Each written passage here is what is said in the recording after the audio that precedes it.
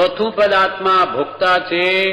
જે કઈ ક્રિયા છે તે સર્વ સફળ છે. જે કંઈ પણ કરવામાં આવે તેનું ફળ ભોગવવામાં આવે એવો પ્રત્યક્ષ અનુભવ છે.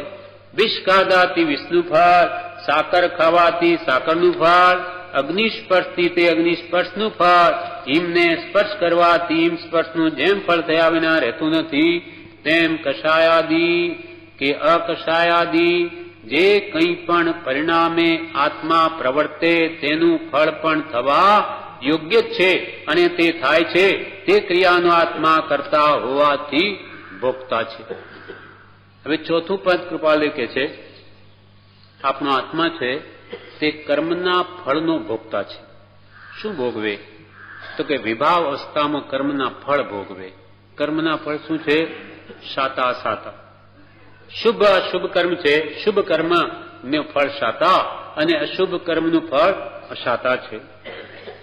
શુદ્ધ ભાવનું ફળ તો મોક્ષ પછી સ્વભાવમાં આવી જાય એટલે ત્યાં એને ભોગતાપણું અસલ રીતે છે જ નહીં. એ સ્વભાવનો ભોગતા થઈ ગયો. કરતાય તેનો ભોગતા તેનો. એટલે ચોથું પદ આત્મા ભોગતા છે. જે કઈ ક્રિયા છે તે સર્વ સફળ છે. આ જગતમાં દરેક પદાર્થો રહેલા છે એ દરેક પદાર્થની પોતપોતાની ક્રિયા છે. ક્રિયા એટલે પરિવર્તનશીલ સ્વભાવ. એ જળમાં પણ છે અને ચેતનમાં પણ છે. ચેતન પણ સમય સમય પરિણમનશીલ સ્વભાવવાળો હોવાથી પરિણમે છે, એવી રીતે જળ પણ પરિણમે છે. જે કંઈ પણ ક્રિયા છે તે સર્વ સફળ છે, ફળસહિત છે, નિરર્થક નથી. જે કંઈ પણ કરવામાં આવે તેનું ફળ ભોગવવામાં આવે એવો પ્રત્યક્ષ અનુભવ છે.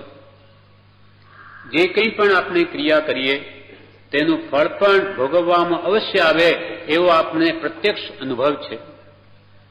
હવે આ વાતને કૃપાલુ સમજાવે છે દ્રષ્ટાંતથી કે જેમ વિષ એટલે ઝેર આપણે ખાઈશું તો એનું ફળ આપ્યા વગર નહીં રહે.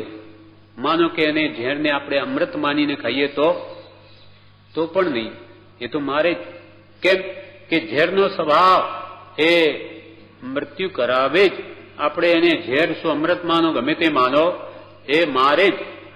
એમ અમૃત એટલે જે આપણને શક્તિ આપી શકે એવો પદાર્થ તે આપણે લઈએ અને એમ માનીએ કે એ મને મારી નાખે, નહીં મારે. કેમ કે અમૃતનો સ્વભાવ કોઈને મારવાનો નથી, તેમ ઝેરનો સ્વભાવ કોઈને જીવાડવાનો નથી. આપણે માનો કે નહીં માનો. જેમ આપણે માનીએ કે કોઈ સ્વર્ગ છે જ નહીં, કોઈ નરક પણ નથી, કોઈ જ નથી. આ સંસારમાં કોઈ પુનર્જન્મ પણ નથી, દેવલોક નથી, નરક નથી, માની લઈએ. અને આપણે ગમે તેવા પાપના કાર્યોમાં પ્રવર્તીએ અને એના ફળમાં આપણી નરકગતિ થઈ જાય તે વખતે આપણને કે આ એમ કેમ થઈ ગયું? મેં તો માનેલું નહીં. તું નહીં માને એથી શું થઈ ગયું?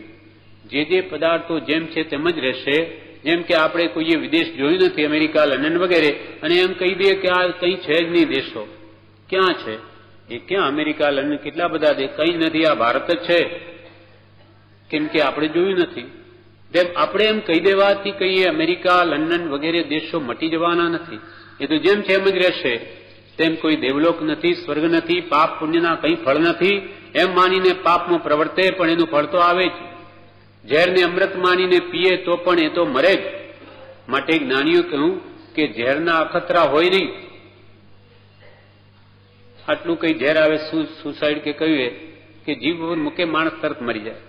હવે આપણા જેવા કંઈક એવું કંઈ હોય, કોઈ દિવસ ના હોય, શું એક જીભ પર મૂકે માણસ મરી જાય? તો કે લે કરી જો અખતરો. હવે ઝેરના અખતરા કરે શું થાય? મરી જાય પોતે કે પાપ છે જ નહીં, તમે તેમ વર્તો, જેમ મરજીમાં આવે તેમ કરો. અને પછી તે વખતે એનો આત્મા અહીંયાથી જવું તો નક્કી છે. પછી ખોટી ગતિમાં આ ઢોર પશુ તો આપણને દેખાય. માનો કે નરક તો કોને જોઈ? માનો કે આપણે કૂતરા બની જઈએ, કાગડા બની જઈએ, બની ગયા, પાપ કર્યા, તેમાં યુનિમાં ચાલ્યા ગયા. ત્યાં કદાચ જાતિ સમણ જ્ઞાન થાય અને ભાનમાં આવે તો પણ શું? એ પાછો થોડી મનુષ્ય થઈ જાય કે મારી ભૂલ થઈ ગઈ, તે વખતે મને ખ્યાલ નહીં રહ્યો, હાલો આ તો આવું થઈ ગયું. પછી કોઈ નહીં, ભોગવો અને દુઃખ ભોગવ્યા સિવાય બીજો ઉપાય નથી. માટે સત્પુરુષો કહે તેમ જ કરવું, એમાં કોઈ દિવસ શંકા કરવી નહીં. કેમ કે એ જે કંઈ પણ કહે છે અનુભવથી કહે છે, આપણા આત્માના હિત માટે કહે છે. એમને ખોટું કહેવાથી કોઈ લાભ નથી. જો નરક નથી, દેવલોક નથી, શુભ કરે ફળ ભોગવે દેવાદિકતિમાં, અશુભ કરે નરકાદિ ફળ, કર્મ રહિતન ક્યાંય. જો આવી રીતે ફળ નહીં આવતા હોય તો જ્ઞાનીઓ કદી નહીં કહે. એમને શું લાભ છે? એમને કહેવાથી શું વિશેષ લાભ મળી જાય? પણ જેમ છે તેમ કહ્યું છે. માટે પાપને પાપ માનવું, પુણ્યને પુણ્ય માનવું, નહીં તો આ આત્મા ભોગતા છે. જે કર્મો કરીશું એના ફળો અવશ્ય મેવ ભોગવવા જ પડશે, અને પછી રડતા પણ નહીં છૂટે. ચોથું પદ આત્મા ભોગતા છે. જે કઈ ક્રિયા છે તે સર્વ સફળ છે, નિરર્થક નથી. કોઈ ક્રિયા વાંજની નથી. પ્રભુ શ્રી કે જે કરો તેનું ફળ ભોગવવું જ પડશે. આંબો વાવીએ આંબો મળશે કેરી, પણ લીમડો વાવીએ તો લીંબોડી જ આવશે. તેમાં પછી આંબો હાથમાં નહીં આવે. ધંતુરો વાવે ધંતુરો મળે, પણ આંબો નહીં મળે. જે પ્રકારે શુભ કે અશુભ ભાવો કરશો તેના ફળ ભોગવવા જ પડશે. એટલે ભાવ પર ચોકી રાખવા કહ્યું. આપણે સાચવવું શું છે? ભાવ. પરિણતિ. મારું મન ક્યાં રહે છે? મન રાગ કરે છે, દ્વેષ કરે છે, કશાય ભાવ કરે છે, તે પ્રમાણે એનો બંધ થઈ જશે. કેમ કે કૃપાલ કે શુભાશુભ પરિણામની ધારા ઉપર બંધ મોક્ષની વ્યવસ્થા છે. શારીરિક ચેષ્ટા પ્રમાણે તે નથી. શરીરની ચેષ્ટા પ્રમાણે કર્મનો બંધ નથી. આપણે ભક્તિમાં બેઠા છીએ, પણ આપણું મન કોઈ પદાર્થના વિચાર કરી રહ્યો, બહાર સંસારના, તેના પ્રત્યે મોહ કરે કે કંઈક રાગ કરે, આસક્તિ ત્યાં રહે તો બંધ તે પ્રમાણે થશે, ભક્તિનો નહીં. કેમ કે મન ત્યાં છે. શુભાશુભ પરિણામની ધારા જે મનની છે તેના ઉપર બંધ કે મોક્ષની વ્યવસ્થા છે. શારીરિક ચેષ્ટા પ્રમાણે તે નથી. અને એવી જ રીતે આપણે ગામમાં હોઈએ, દુકાનમાં હોઈએ, ઘરમાં હોઈએ, પણ આપણો ભાવ સત્પુરુષના વચનમાં છે, ભક્તિમાં છે. કામ કરતા પણ તો જ્ઞાનીઓ કે તમે ભક્તિમાં છો, ઘરમાં નહીં, દુકાનમાં નહીં, જ્યાં આત્મા ત્યાં તમે છો. આત્માના ભાવ, ભાવમન આત્મા પોતે છે. એટલે પરિણામની ધારાને સંભાળવા કહ્યું, ભાવ ઉપર ચોકી રાખવા કહ્યું. તો ગમે ત્યાં હશો તમારું કામ થઈ જશે. ભાવમન આત્મા એક જ છે. બે દ્રવ્યમન આ પાંચ ઇન્દ્રિયોની જેમ રહેલું છે. પાંખડી કમળની જેમ છે, એક ઇન્દ્રિય છે શરીરમાં, તે દ્વારા વિચાર કરી શકાય, દ્રવ્યમન કહેવાય. અને ભાવમન તો આત્મા પોતે જ છે. ચોથું પદ આત્મા ભોગતા છે. જે કઈ ક્રિયા છે તે સર્વ સફળ છે, નિરર્થક નથી. જે કંઈ પણ કરવામાં આવે તેનું ફળ ભોગવવામાં આવે એવો પ્રત્યક્ષ અનુભવ છે. વિષ ખાવાથી વિષનું ફળ, સાકર ખાવાથી સાકરનું ફળ, અગ્નિ સ્પર્શથી તે અગ્નિ સ્પર્શનું ફળ, હિમને સ્પર્શ કરવાથી હિમ સ્પર્શનું ફળ જેમ થયા વિના રહેતું નથી. આપણે ઝેર ખાઈએ તો મરીએ, સાકર ખાઈએ તો મીઠી લાગે જ, એનું ફળ છે. અને અગ્નિનો સ્પર્શ કરીએ તો દાજીએ જ, હાથ અગ્નિમાં ઘાલીએ તો બળે જ.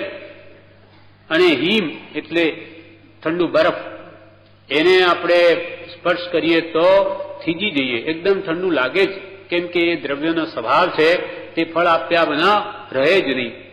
એવી જ રીતે આત્મા કશાય ભાવો કરે તો એથી કર્મ બંધ થાય જ. આત્મા ક્રોધી થઈને કોઈને દુઃખ આપે તો પોતે પણ તે જ ક્ષણે દુઃખ પામે જ, અને બીજાને દુઃખી તો સામાવાળો પણ કશાય ભાવથી યુક્ત હોય તો થાય, નહીં તો ન પણ થાય.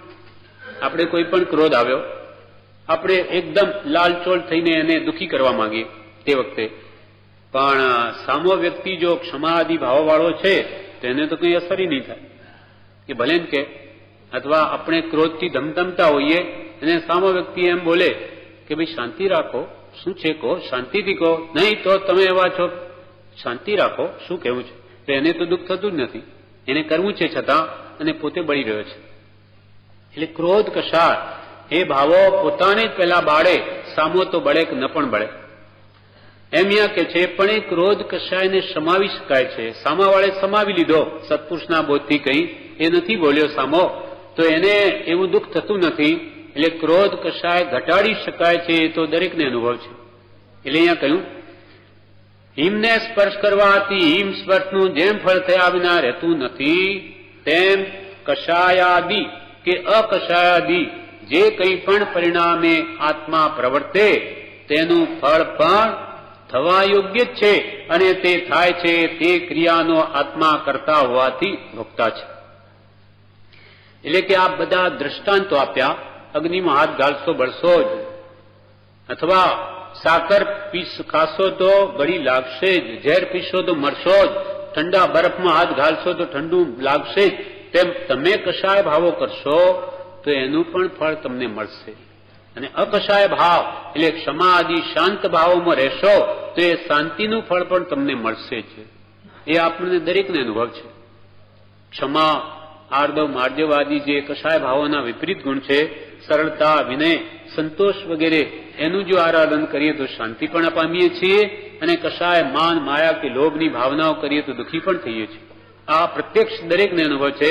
એટલે કૃપાલય કે છે તેમ કશાયાદિ કે અકશાયાદિ જે કંઈ પણ પરિણામે આત્મા પ્રવર્તે તેનું ફળ પણ થવા યોગ્ય જ છે, અને તે થાય છે માટે તે ક્રિયાનો આત્મા કરતા હોવાથી ભોગતા છે. કશાય કર્યા તો એનું ફળ અવશ્ય ભોગવવું પડશે, કશાય નહીં કરો તો એનું ફળ કદી ભોગવવું નહીં પડે.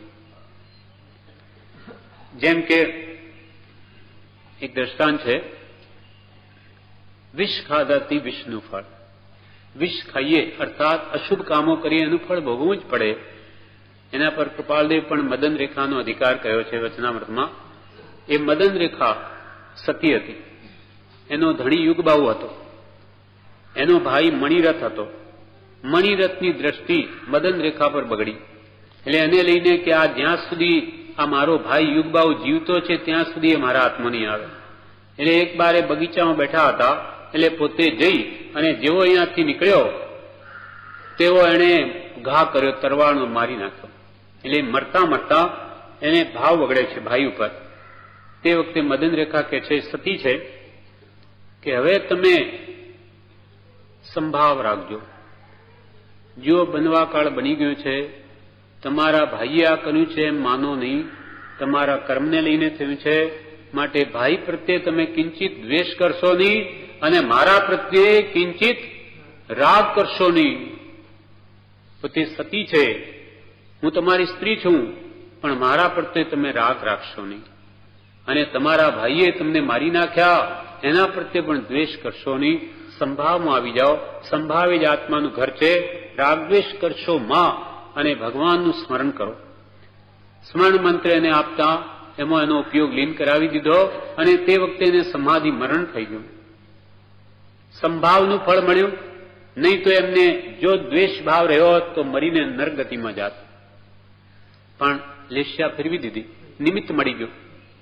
એમ મુમુક્ષુઓ એકબીજાનું સમાધિ મરણ કેમ કરાવી શકે કે અંત વખતે અત્યંત વ્યાધિમાં કદાચ પોતાનું સ્વરૂપ ભૂલી જાય તો એ પાછું એને ધ્યાનમાં લાવે કે આપણો ધર્મ શું છે? સદાત્મ સ્વરૂપ. એ આપણું સ્વભાવ છે, રાગદ્વેષ કે મોહનો સ્વભાવ નથી. એમ કરીને એમાં લેસ્યા ફેરવામાં મદદરૂપ થઈને સમાધિ મરણમાં સહાય થઈ જાય છે. અને બીજી તરફ શું થયું? આ એને ફળ, સારા ભાવનું ફળ મળ્યું, ઉત્તમ ગતિ થઈ ગઈ. અને આ બાજુ પેલો જે મણિરથ જેણે એને મારી નાખ્યો એને જુઓ તીવ્ર પાપ બાંધ્યું. એ હજુ રાજમહેલમાં પહોંચતો નથી, એના પહેલા જ એને રસ્તામાં ભયંકર વિષધારી સર્પ કરડે છે, અને તે જ ક્ષણે મરી અને તે નરક ગતિમાં જાય છે. કોઈ ક્રિયા વાંજની નથી. પેલાએ શુભ ભાવ કર્યા, એમાં મદન રેખા નિમિત્તરૂપ બની તો દેવગતિ પામ્યો, અને પેલાએ અશુભ ભાવ આ રૌદ્ર ધ્યાનથી એને મારી નાખ્યો, અત્યંત પાપ બાંધ્યું. એ જાણે કે બધું મને મળશે, કંઈ હાથમાં નહીં આવ્યું, સાપ કરડ્યો, મરીને તરત જ નરકે પહોંચી ગયો. એમ કોઈ પણ ક્રિયા વાંજણી નથી. અતિ ઉત્કૃષ્ટ પાપ પુણ્ય હોય તો તરત જ ફળ આપે છે. એવી રીતે પુણ્યનું ફળ, સાકર ખાવાથી સાકરનું ફળ.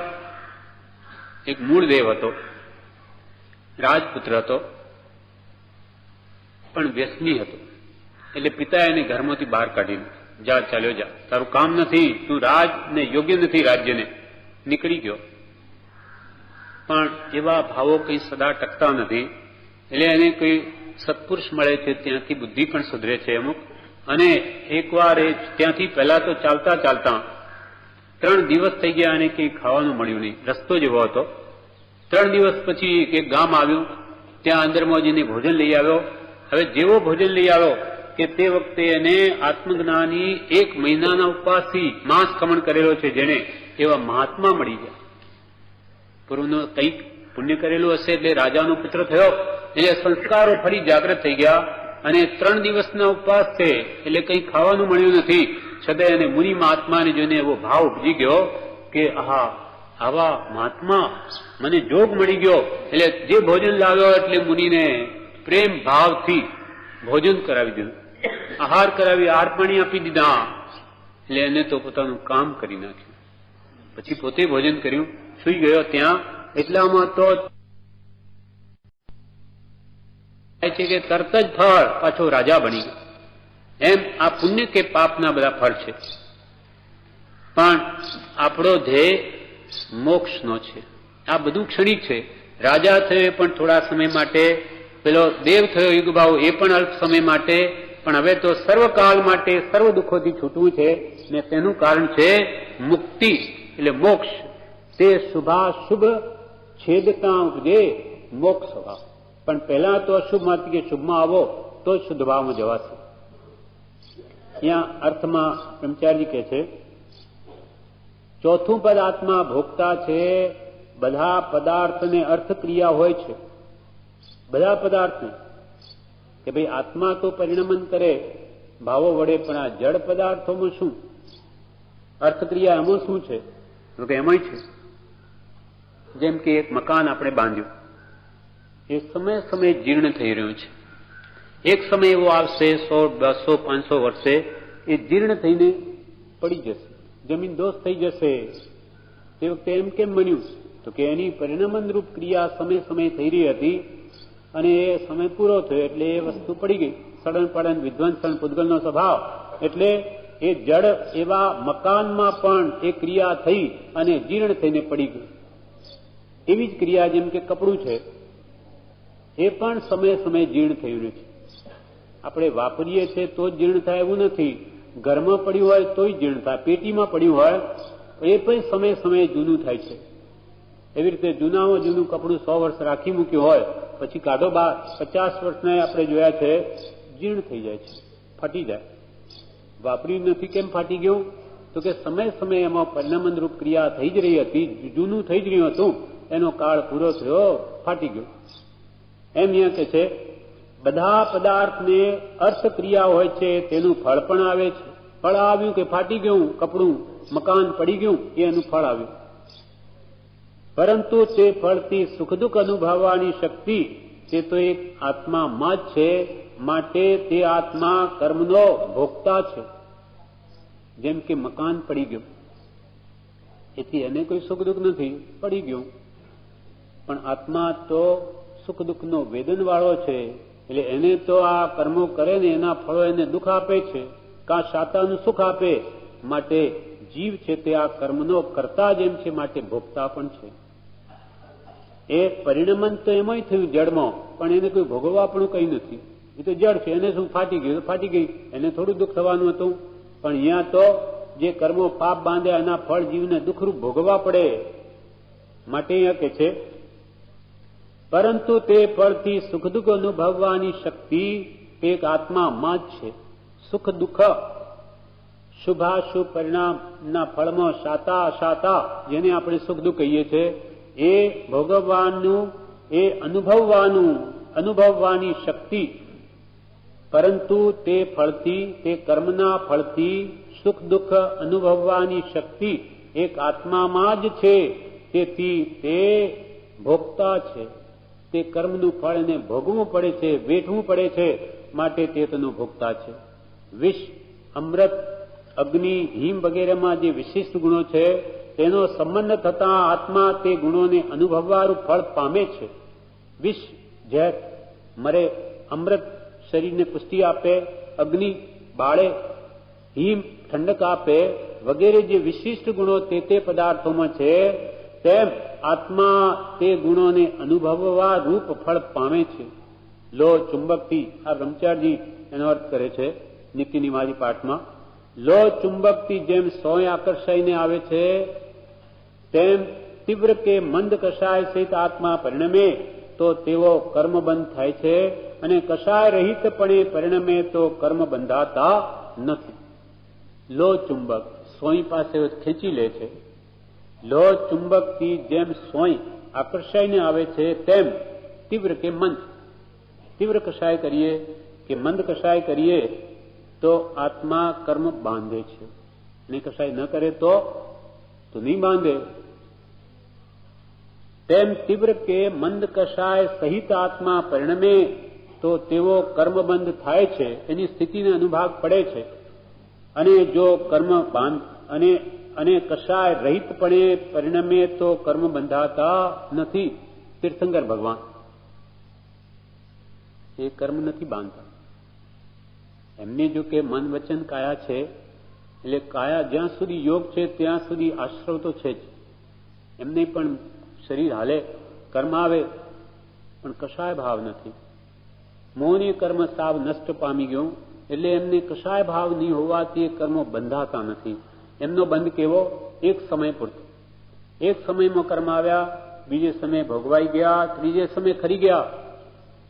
એને ઈડિયાપથિક બંધ કે છે, સાંપ્રદાયિક બંધ નહીં. એટલે કર્મ ગ્રંથ કાર્મણ નહીં, કર્ણાનુયોગના હિસાબે એ બંધ કહેવાય, બાકી ચરણાનુયોગના હિસાબે કોઈ બંધ નથી. કર્મ તો એક એક સૂક્ષ્મ વાતને લક્ષ્યમાં લે કર્મની, એટલે એ અપેક્ષા કહેવાય કે ભાઈ એમની આશ્રવ તો થાય છે, એક સમયનો તો બંધ છે, એ કર્મના સિદ્ધાંત પ્રમાણે કહેવાય. બાકી તો એમને શું બંધ? જ્યાં રાગદ્વેષ જ નથી, બંધાતા એક સમયમાં આવ્યો, બીજા સમય ભોગવાઈને ખરી જ ગયો. ખરેખર બંધ તો કશાયથી પડે છે, સ્થિતિને અનુભાવ, પણ કશાય જ નથી તો બંધ શું? માટે એને કશાય રહિતપણે પરિણમે તો કર્મ બંધાતા નથી. આનાથી આપણને શું ઉપદેશ મળે છે કે જો આપણને કર્મ બાંધવા ન હોય તો કશાય ભાવ કરવા નહીં. કશાય ભાવ કરીશું તો કર્મ અવશ્ય બંધાશે. એમાં કોઈનું ચાલે નહીં. કૃપાળદેવ પોતા માટે કહ્યું કે અવિષમ ભાવ વિના અબંધપણા માટે અમને પણ બીજો અધિકાર નથી કે અમે તો જ્ઞાની છીએ માટે અમે કશાય કર્યું ચાલે નહીં. ચાલે, અમને પણ કર્મબંધ થાય. જે કશાય રહિતપણે પરિણમે એ જ છૂટી શકે. કશાય ભાવો જ્ઞાની કરે તો પણ બંધાય, અને અજ્ઞાની કરે તો બંધાય. કેમ કે સિદ્ધાંતો સર્વને માટે એક સરખો જ હોય છે. એમ અહીંયા કહ્યું કે તમે પણ જો કર્મ બાંધવા ન હોય, કર્મોને લઈને દુઃખ થાય છે, એમ જો શ્રદ્ધાન હોય તો કર્મ કરોમાં, એટલે કે કશાય ભાવમાં પ્રવર્તો નહીં. અને કશાય ભાવો પણ વિષયોને લઈને છે. 5 ઇન્દ્રિયના વિષયો, અને 5 ઇન્દ્રિયના વિષયો પણ દેહમાં આત્મબુદ્ધિ મને લઈને છે. આપણે ક્રોધ માન માયાલોભ કરીએ, શા માટે કરીએ છીએ? 5 ઇન્દ્રિયના વિષયો મેળવવા. રૂપ રસ ગંધ સ્પર્શ ઇન્દ્રિયોના વિષયો મળે તો હું સુખી થાઉં, એના માટે ક્રોધ પણ કરીએ, માન પણ કરીએ, માયા પણ કરીએ, લોભ બધું કરીએ. અને વિષયો અને ઇન્દ્રિયો, વિષયો સાને લઈને છે? ઇન્દ્રિયોને લઈને. ઇન્દ્રિયો સાને લઈને છે? શરીરને લઈને. શરીર સાને લઈને છે? મોહને લઈને, દેહાધ્યાસને લઈને. એટલે કે દેહ તે જ હું, એટલે ઇન્દ્રિયો મારી, ઇન્દ્રિયો મારી, એટલે ઇન્દ્રિયો પોતપોતાના વિષયોને છે, રૂપ રસ ગંધ સ્પર્શને માટે મેળવું. હવે મેળવવામાં પૈસા જોઈએ તો ધન મેળવું, એમાં કંઈ બાદ આવે એના પ્રત્યે ક્રોધ કરું, અથવા મેળવીને માન કરું, માયા કરું, નહીં મળે ધનાદિ તો. કેમ કે ઇન્દ્રિયના વિષયો સુખરૂપ છે, એમ એકબીજાની લિંક છે. એટલે વિષય કસાય સંસાર છે. કશાય ભાવ જેને ઘટી ગયો, એના વિષયો મંદ પડી ગયા, વિષયો ઘટી ગયા, દેહાધ્યાસ ઘટી ગયો, અથવા દેહાધ્યાસ ઘટે તો બધું જ ઘટી જાય. એટલે મૂળ કૃપાળદેવે કહ્યું, છૂટે દેહાધ્યાસ તો નહીં કરતા તું કર્મ, નહીં ભોગતા તું તેહનો. એ જ ધર્મનો મર્મ, ધર્મનું રહસ્ય શું? તું કે દેહાધ્યાસને છોડી દે. દેહ તે હું નહીં, હું તો આત્મા, હું દેહાદિ સ્વરૂપ નથી. દેહ સ્ત્રી પુત્ર આદિ મારા નથી. શુદ્ધ ચૈતન્ય સ્વરૂપ અવિનાશી હું આત્મા છું. એમ આત્મભાવના કરતા રાગ દ્વેષનો ક્ષય થાય. રાગ દ્વેષ શું છે? કશાય ભાવ. ક્રોધ અને માન એ તો ક્રોધના પર્યાય છે, અને માયા અને લોભ દ્વેષના પર્યાય છે. એટલે રાગ દ્વેષ કહો કે કશાય ભાવ કહો, એક જ છે. એટલે કશાયને લઈ અને આખો સંસાર છે. એટલે કૃપાલદેવે કહ્યું કલ્યાણ શું? કશાય ઘટે એટલું કલ્યાણ. તમારા કે કશાય કેટલા ઘટ્યા એટલું તમારું કલ્યાણ થયું. જપ તપ આદિમાં નહીં થયું. જપ તપ આદિ કશાયો ઘટાડવાના કારણ છે, પણ કાર્યરૂપ તો આ કશાયનો અભાવ છે. એ જો નહીં થાય, જપ તપ કરીને પણ જો કશાય નહીં ઘટે તો એનાથી કદી સિદ્ધિ નહીં થાય. એટલે હા, વિષયોની મંદતા પહેલા જવી જોઈએ, તો એનાથી કશાય ભાવ મોડા પડે. વિષયોની મંદતા કેમ થાય? તો કે એના માટે સત્પુરુષનો બોધ છે. બોધ વાંચવાથી વારંવાર કે ઇન્દ્રિયો અનંતવાર હે જીવ તે અનંતવાર ભોગવ્યા. ઘણું ખાધું, ઘણું જોયું, ઘણું સૂંઘ્યું, ઘણું સાંભળ્યું, પણ તને સંતોષ થયો નથી. એ તૃપ્તિ કોઈ કાળે થવાની નથી. બહુ ખાખા કરવાથી તૃપ્તિ નહીં થાય, એના પ્રત્યે આસક્તિ તોડવાથી જ થાય. બહુ સાંભળવાથી કોઈ દિવસ સંતોષ નહીં આવે. ગમે એટલો રેડિયો સાંભળે પણ એની મન થાકતું જ નથી. ગમે એટલી ટીવી જોઈએ પણ જોયા જ કરે રોજે. એથી મળે શું? માત્ર રાગ દ્વેષ વધે છે. વિશેષ આવા દ્રશ્યો જોઈને મોહ વધે છે. મોહ ઘટતો નથી. એટલે એક તો અંદર પડેલો છે, એમાં વળી પોષણ આપીએ છીએ આપણે. એટલે વિષયો જેને નિર્મૂળ કરવા હોય તેને આવા ટીવી આદિ જોવાના મોહ મૂકી દેવા. કેમ કે એનાથી કાં તો રાગ વધે કાં દ્વેષ વધે છે. રાગ તો વધે આવા મોહના દ્રશ્યો જોઈને. દ્વેષ કેવી રીતે વધે? તો કે તેમાં આવા દ્રશ્યો આવે મારકૂટના, ત્યારે આપણે કોઈ અન્યાય કરતો હોય તો આપણને એવો ભાવ થઈ જાય કે તો બરોબર છે, એને તો મારો જ, બહુ મારે, ઠીક જ છે. હવે આપણે શું લાગે વળગે? આ તો બનાવટી નાટક કરે ને આપણે કે એને તો ભલે માર્યો, ભલે 2-4 વધારે મારો. આ જોઈ જોઈને ભાવ કર્યા આપણે લેવા ન દેવા. માટે જ્ઞાની પુરુષો કે આવા છાપા પણ વાંચવા નહીં. તેમાં માત્ર વિકતા છે. એ સમય, અમૂલ્ય સમય આપણો વેડફાય છે. તેમાં આવા દ્રશ્યો જોવાની. આ જીવ નિમિત્તાધીન છે, આવા નિમિત્તો આપવા જ નહીં. સત્પુરુષના વચનો વાંચવા, ભક્તિ કરવી, કે એની વિતરાગ મુદ્રા જોવી, કે વચનોમાં રહેવું, કે સત્સમાગમ કરો. આ 3 જ સાધન સંસારથી તરવામાં કારણભૂત છે. બીજા તો બધું જ મોહ છે. વધારે બહાર ફરવા પણ જવા જેવું નથી શહેરોમાં. માત્ર મોહ ને મોહ છે. ઓછું ખાવું એટલે ફરવાની જરૂર નહીં પડે. બહુ ખાઈએ તો એને પચાવવાની જરૂર પડે ને. ખાવી જ 2 રોટલી, પચાવવાની જરૂર જ નહીં પડે. પછી દવા જોઈએ ને પચે નહીં, પણ જરૂર નથી. આ શરીરને 1-2 રોટલીથી સારામાં સારું ચાલી શકે છે. દવાની જરૂર ન પડે. પછી એટલું જ આપો. પણ આ જીવ સ્વાદને વસ્તીને બહુ ખાય છે. સ્વાદને માટે. આપણે સ્વાદ માટે જીવીએ છીએ, જીવવા માટે નથી જીવતા. જ્યારે જ્ઞાનીઓ જીવવા માટે ખાય છે. એમને તો જરૂર નથી તો આપે નહીં. આ જો સિદ્ધાંત, જે આયુર્વેદનો પણ આ સિદ્ધાંત છે કે અલ્પ ભોજન, કોઈ દુઃખ નહીં. દવા પણ ન લેવી પડે, રોગનું દુઃખ ભોગવવું પડે, પચાવવાની જરૂર નહીં. આપોઆપ પચી જાય. એક ટાઈમ જમે તો એને ક્યાંય જવાની જરૂર નથી. અથવા ખાય જ એટલું કે એને કોઈ જરૂરત જ નથી. આવા જ્ઞાની પુરુષે બધા વ્રત, જપ, તપ શા માટે વ્રતો રાખ્યા? એકાસના, ઉપવાસ, 82ના કે આંબીલ વગેરે, કે એને કોઈ રોગ નહીં થાય. ઓછું જ ખાય. કૃપાલદેવે કહ્યું છે જેટલા સ્વાદ જેટલા રોગ છે. જેટલા સ્વાદ વધારે કરે એટલા રોગ વધારે આવે. એટલે અલ્પાહાર, અલ્પ વિહાર, અલ્પ નિહાર જેને હોય તેને સદા શાંતિ રહે એ વિશેષ પુરુષાર્થ કરી શકે છે. એટલે ચોથું પદ આત્મા ભોગતા છે. તેમ એ ઘણો આહાર કરે તો એનું ફળ ભોગવવું જ પડે. શરીરમાં દુઃખ ભોગવવા જ પડે. આ પ્રમાણે લોહ ચુંબકથી જેમ સ્વયં આકર્ષાઈને આવે છે, તેમ તીવ્ર કે મંદ કષાય સહિત આત્મા પરિણમે તો તેઓ કર્મબંધ થાય છે. અને કષાય રહિતપણે પરિણમે તો કર્મ બંધાતા નથી. જીવ જો કર્મ બાંધે તો સંસારના સુખ દુઃખ રૂપ ફળ પામે. કર્મ બાંધે રાગદ્વેષ કરીને તો એના ફળ ભોગવે, અને કર્મ ન બાંધે તો બંધ રહિત આત્માનું સહજ સુખ ભોગવવા રૂપ મોક્ષ ફળને તે જરૂર પામે છે. પણ રાગદ્વેષ કરે જ નહીં, સ્વભાવમાં રહે. આત્માનો સ્વભાવ શું? જ્ઞાતા દ્રષ્ટા. જોયા કરો, જાણ્યા કરો, રાગદ્વેષ કરો નહીં. જ્ઞાનીઓ કે જોવા જાણવાનો કોઈ દોષ નથી. એ તો આત્માનો સ્વભાવ છે. આત્માનો જોવા જાણવાનો સ્વભાવ કદી જાય નહીં. જોવામાં કોઈ દોષ નથી, જાણવામાં દોષ નથી. પણ આ જાણી જોઈને રાગદ્વેષ કરે છે એ મોટામાં મોટો દોષ છે. એ નહીં કરે તો આત્મા સ્વભાવમાં જ રહે. જે કાળે જે થયા કર્યું થતા કરે, આપણે ક્યાં નડે? એ તો પૂતગલનું પરિણામ જ છે, થશે જ. તું એનાથી તને રાગદ્વેષ થાય તો દૂર રહે. એ પોતાના મનને વચનમાં રોકી રાખ. જ્ઞાની પુરુષના વચનમાં કે ભક્તિમાં બહાર જવું જ નહીં. સંગ જેવા જેટલા સંગ એટલા જેટલો આશ્રવ છે. સવે સંગા મહાસવા, સર્વસંગ મહાશ્રવરૂપ છે. એટલે જ્ઞાનીઓ કે ક્યાંય કોઈને મળવા જેવું નથી, કોઈની પાસે બેસવા જેવું નથી, જ્ઞાની પાસે જ બેસવું. તો કે હવે જ્ઞાની નથી, ક્યાં બેસીએ?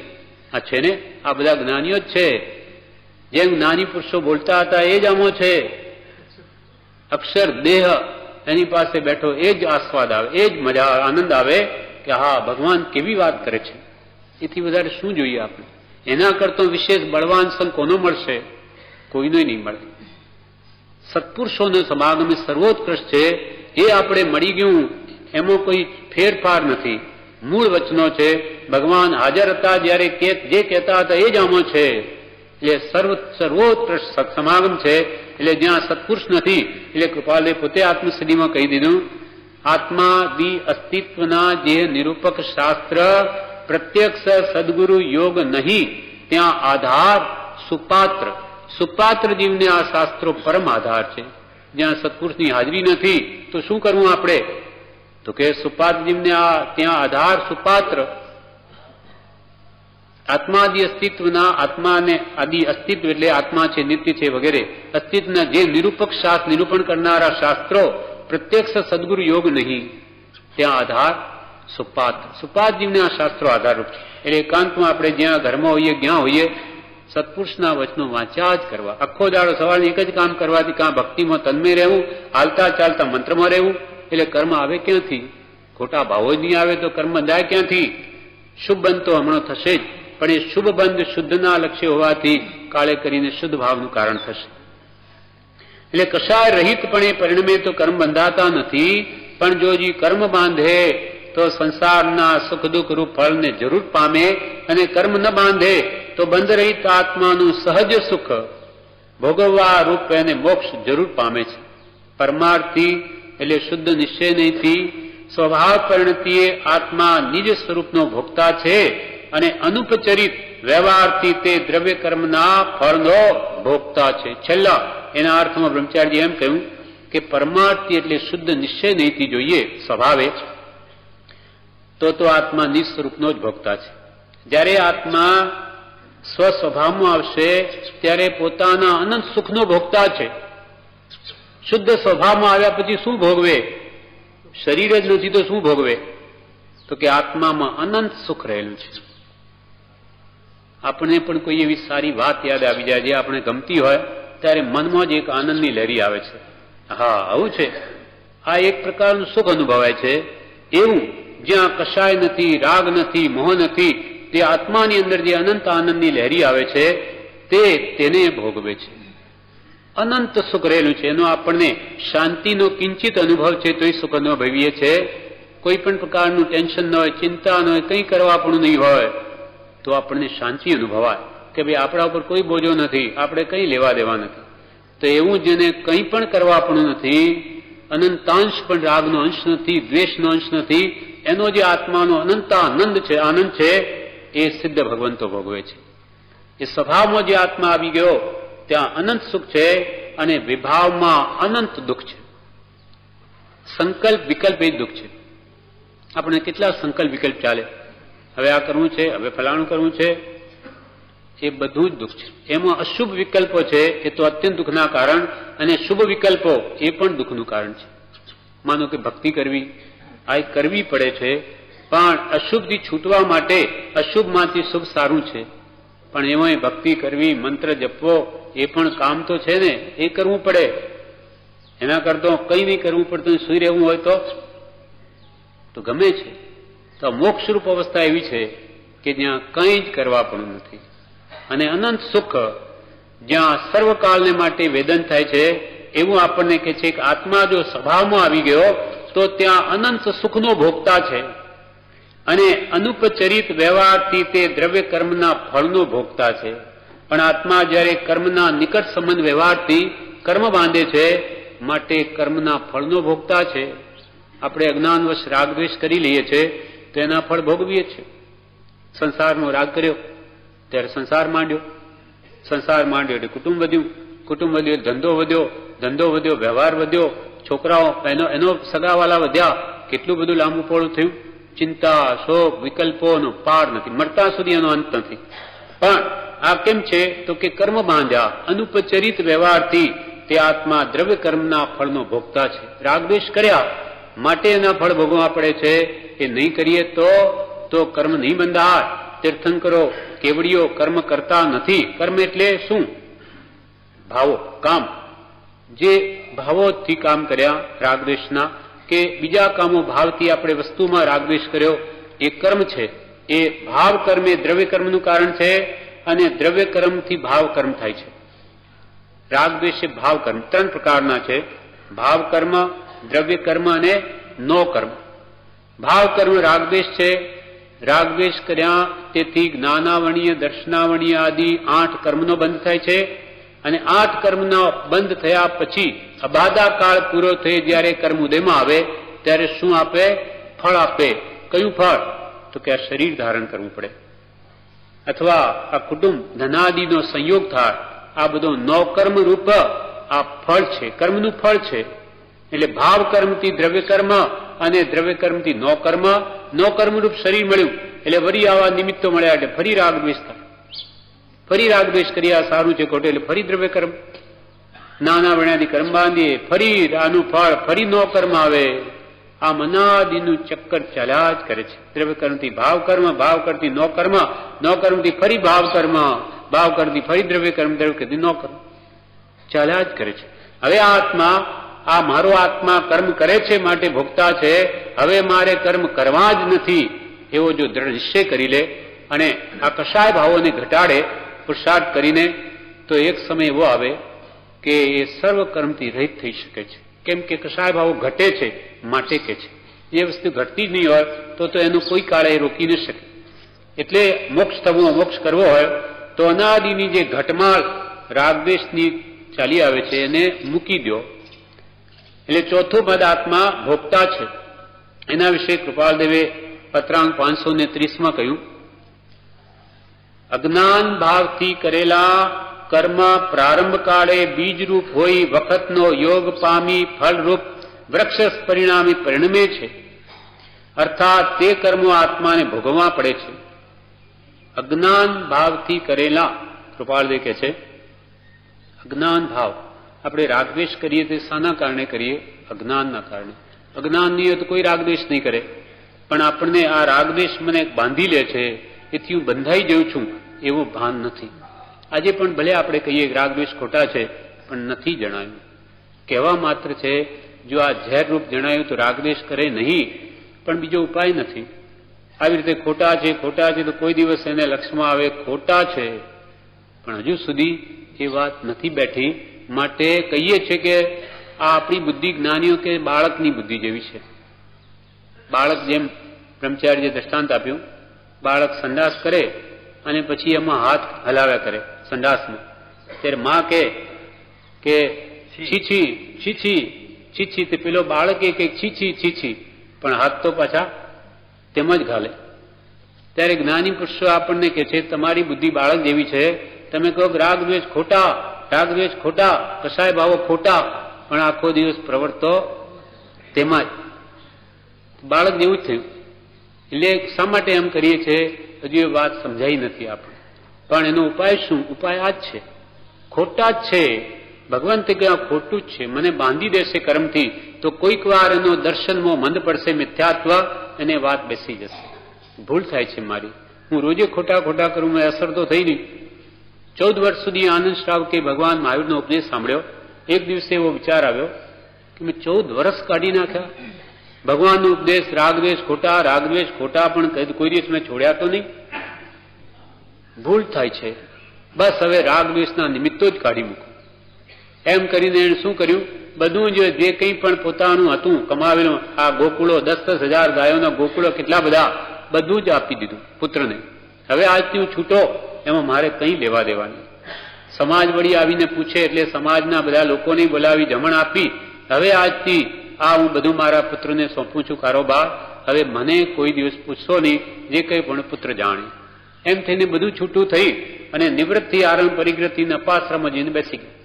પોતે પૈસાદાર એટલે પોતાના જ બાજુમાં એવો મોટો હોલ બનાવી જે અપાશ્રમ એમાં જ રહે. બસ જમવા પૂરતા જ ઘરે આવે બાકી કંઈ જ નહીં. સવારથી સાંજ સુધી આત્મા આરાધના જ કરે.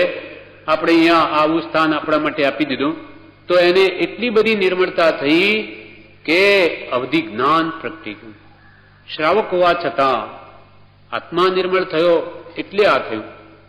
એમાં આપણું થઈ શકે, પણ આવી રીતે આનાથી નિવર્તીએ તો અજ્ઞાન ભાવથી કરેલા કર્મ પ્રારંભ કાળે બીજરૂપ હોય, અજ્ઞાનથી આ કર્મ બાંધે બીજરૂપ હોય, વખતનો યોગ પામી ફળરૂપ વૃક્ષ પરિણામે પરિણમે છે. પહેલા તો બીજ રોપાય અજ્ઞાનથી કર્મનું, અને ધીમે ધીમે પોષણ પામી વિશેષ રાગ દ્વેષનું એ ઝાડ રૂપ થઈ જાય છે. અર્થાત તે કર્મો આત્મને પછી ભોગવવા પડે. આપણે રાગ દ્વેષનું બીજ વાવી લીધું, કર્મ બાંધી લીધા, તો અબાધા કાળ પૂરો થયે એ કર્મો ઉદયમાં આવશે, ભોગવવા જ પડશે. જેમ અગ્નિના સ્પર્શે ઉષ્ણપણાનો સંબંધ થાય છે, અગ્નિમાં હાથ નાખે તો બળીએ જ. જેમ અગ્નિના સ્પર્શે ઉષ્ણપણાનો સંબંધ થાય છે અને તેનું સહેજે વેદનારૂપ પરિણામ થાય છે. અગ્નિમાં હાથ ઘાલીએ તો બળીએ, પછી દાજે, વેદના દુઃખ થાય. કેમ હાથ ઘાલ્યો? મને ખબર નથી તો એ ચાલે નહીં. તું અગ્નિમાં હાથ ઘાલે તો બળે જ, અને એને દુઃખ તને ભોગવવું જ પડે.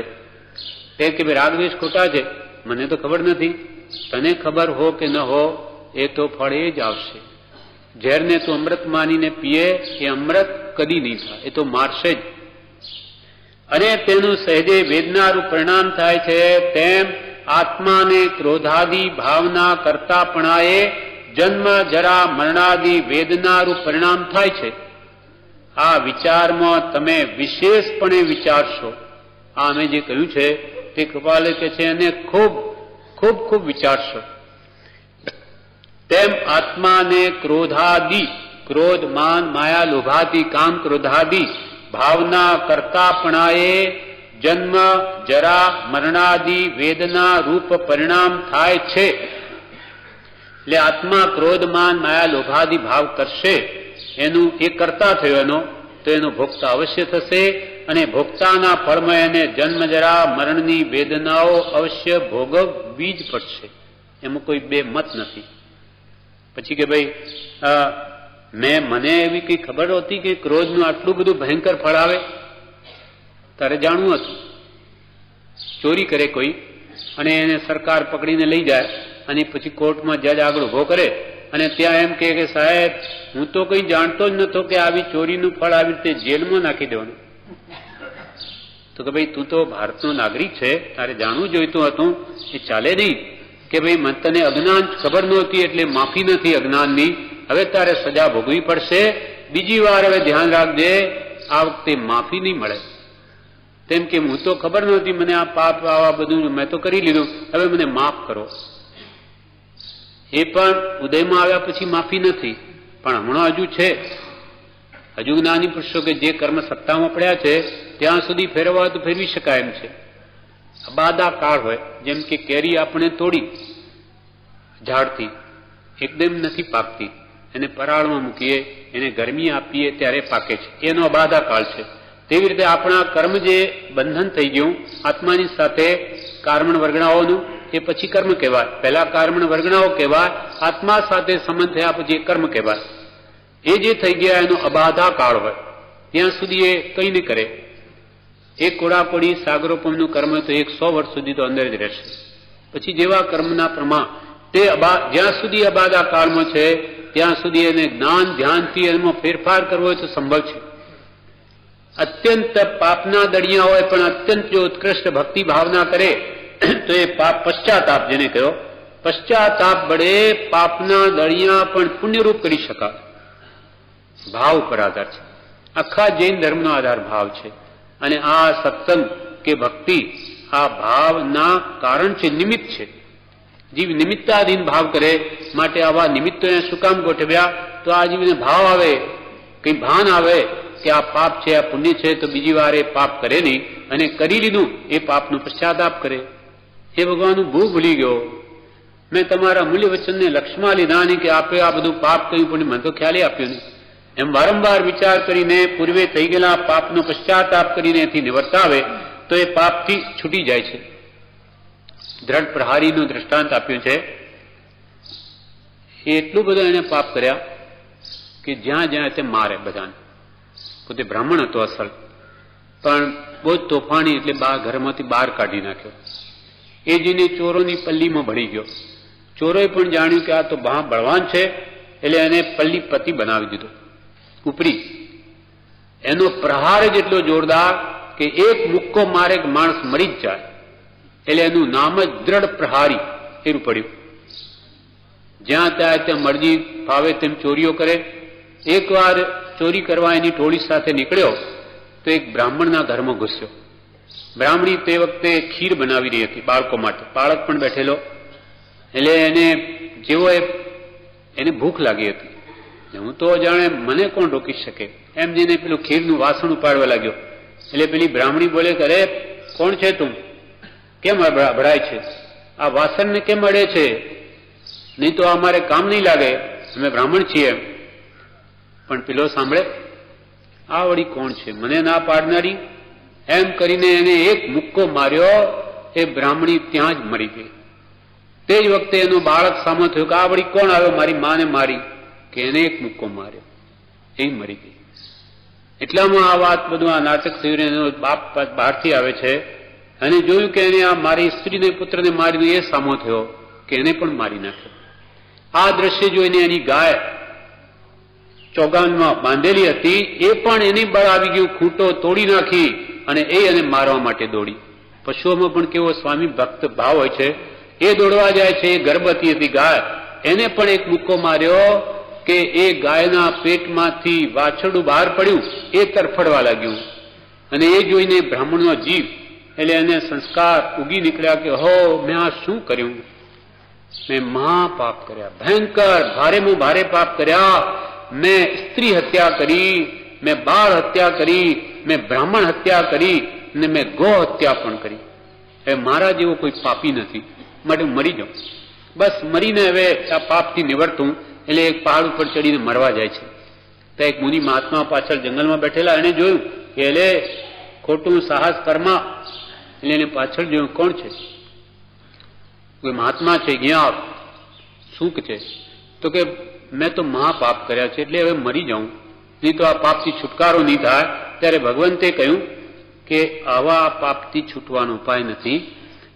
તારે ખરેખર પાપથી છૂટવું હોય તો તું પ્રવર્જ્યા અંગીકાર કર, સર્વસંગ પરિત્યાગ કર, દીક્ષા લે અને પશ્ચાતાપ કર. રાત દિવસ કરેલા પાપો અને પશ્ચાતાપ વડે નિવાર, એ જ એનો સાચો ઉપાય છે.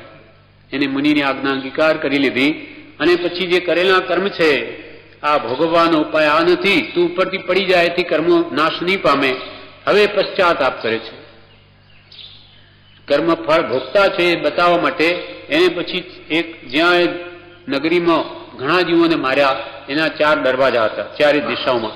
આપણે અહીંયા એક દરવાજો છે એમ બહાર નીકળવાનો, એટલે દરેક દરવાજે 1.5 મહિનો બેસે છે, ખાધા પીધા વગર. પશ્ચાતાપ કરે છે, મેં સામે બહુ પાપ કર્યા. એટલે બધા લોકો જે જુએ એને મારે. અને મારે કોઈ કે બાપને માર્યો, કોઈ કે મારી માને મારી, કોઈ કે મારે પુત્રને માર્યો. આ મહાનીચ છે. એમ જે કોઈ લાકડીથી, કોઈ પથ્થરથી બધા મારે, પણ પોતે સહન કરે છે, કોઈ પોતે દ્વેષ કરતા નથી. અને વિચારે છે કે મારા જ કર્મનું ફળ છે, મેં કર્યા.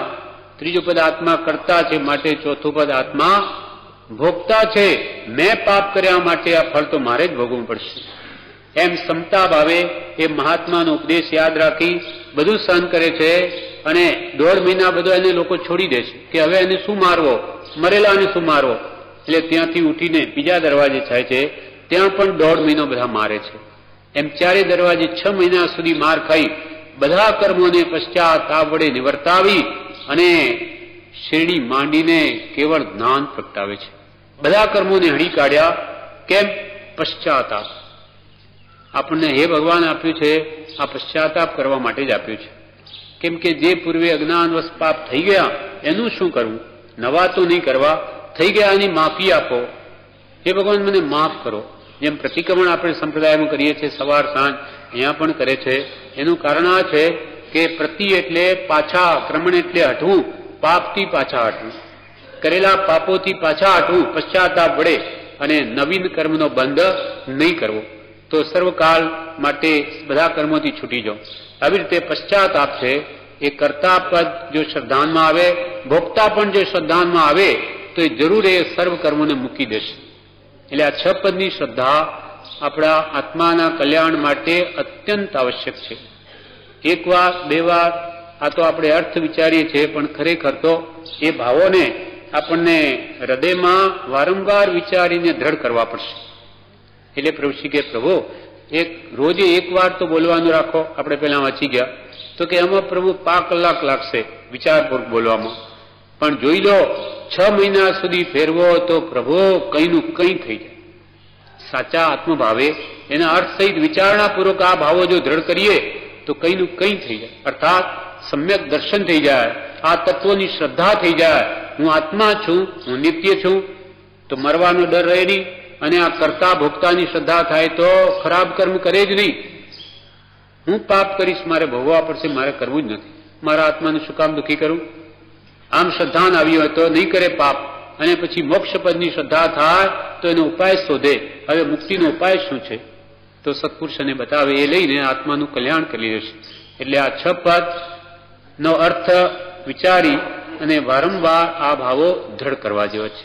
વિશેષ આ સંબંધ જણાવે છે, જે આપણે આગળ 6 પદનો પત્ર. 4થું પદ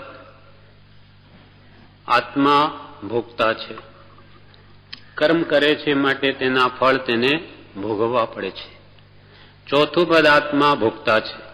એના અનુસંધાનમાં પરમ કૃપાળુ દેવે મોક્ષમાળામાં કહ્યું કે કર્મજીવ કરે, કર્મ દેખાતા નથી પણ એના ફળ જરૂર દેખાય છે. કર્મના ચમત્કાર એવો પાઠ લખ્યો કે એક જીવ સુંદર પલંગે પુષ્પ શૈયામાં શયન કરે છે અને એકને ફાટેલ ગોદડી પણ મળતી નથી. એક ભાત ભાતના ભોજનોથી તૃપ્ત રહે છે અને એકને કાળી જારના પણ સાંસા પડે છે. એકને કેટલું બધું જાત જાતના ભોજનની વાનગીઓ ખાવાને મળે અને બીજાને પેટ ભરવા માટે લુખો રોટલો પણ મળતો નથી. આ બધું કેમ? એનું કારણ શું છે? એક અગણિત લક્ષ્મીનો ઉપભોગ લે છે અને એક ફૂટી બદામ માટે થઈને ઘેર ઘેર ભટકે છે. ફૂટી બદામ એટલે અલ્પ પણ વસ્તુ પ્રાપ્ત નહીં થાય અને એકને એટલું બધું મળ્યું છે કે 7 પેઢી સુધી પણ નહીં ખૂટે. એક અગણિત ગણી પણ નહીં શકાય એટલી લક્ષ્મીનો ઉપભોગ લે છે અને એક ફૂટી બદામ માટે પણ થઈને ઘેર ઘેર ભટકે છે. એક મધુરા વચનથી મનુષ્યના મન હરે છે, એવું મીઠું બોલે બધાને ગમે એવું પુણ્ય છે, એનો યશ નામ કર્મ છે. અને એક અવાચક જેવો થઈને રહે.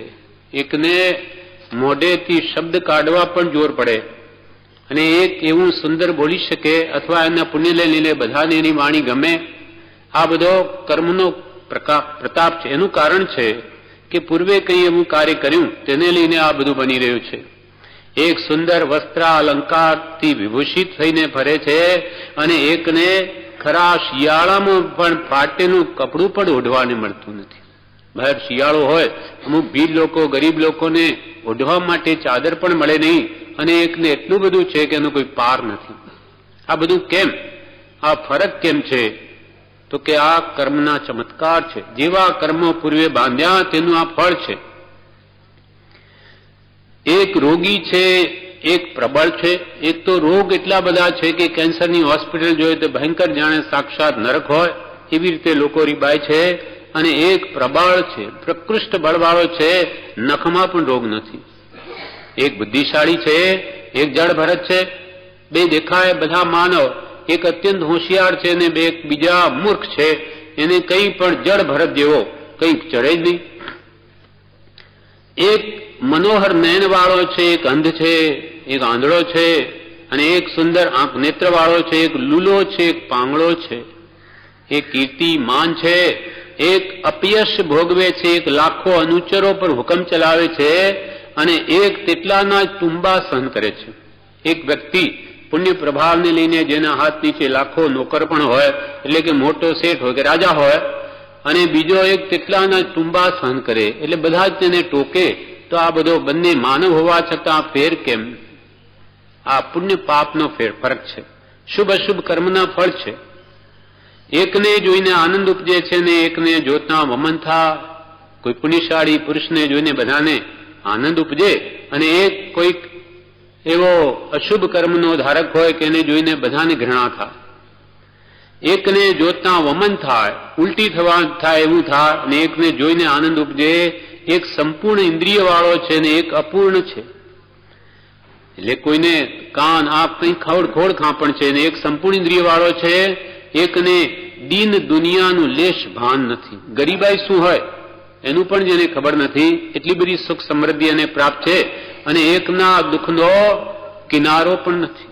એને એટલું બધું દુઃખ છે કે આ જગતમાં સુખ હશે કે નહીં એ એને ખબર નથી. એવું પાપના ઉદય સર્વદા દુઃખ ભોગવે છે. અને એકને દીન એટલે ગરીબોની દુનિયા શું એનું પણ ભાન નથી. ગરીબાઈ શું હોય એનું પણ ભાન નથી. આ બધો અંતર કેમ બંને માનવ હોવા છતાં વળી કૃપાલદેવ કે છે એ ગર્ભાધાનથી હરાયો, એક જન્મ્યો કે મુઓ, એક મુએલો અવતર્યો અને એક વળી 100 વર્ષનો વૃદ્ધ થઈને મરે છે.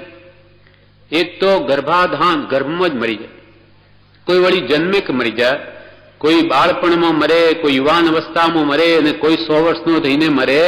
આ બધું અંતર કેમ છે? કોઈ ગર્ભ વિશે મરે જન્મતા, કોઈ બાળપણમાં પણ મરે યુવાન મરતા જોઈ. નિયમ નહીં વર્ષો તણો મરણ અચાનક થાય, પણ એક નિયમ નક્કી ખરો કે જન્મે તે મરી જાય. જન્મ્યા તે બધાનું મરણ નિશ્ચિત છે, પણ ક્યારે કંઈ કહેવાય નહીં. બાલ્યાવસ્થા મરી જાય, જન્મતા મરે, યુવાન મરે, વૃદ્ધ મરે. મૃત્યુ નિશ્ચિત છે. મૃત્યુની સાથે કોઈને મિત્રતા નથી. તીર્થંકર ભગવંતોને જવું પડ્યું. ઇન્દ્ર ભગવાન મહાવીરને કહે કે 2 ઘડી આયુષ્ય વધારો, નહીં તો ભસ્મકાળ બેઠો છે, જૈન ધર્મની બહુ હાનિ થશે. તો ભગવાન કે કોઈ કાળે બન્યું નથી, બનશે નહીં. કોઈ આયુષ્ય એક ક્ષણ માત્ર પણ નહીં વધારી શકે. જેમ હોય તેમ જ એટલું જ ભોગવાય.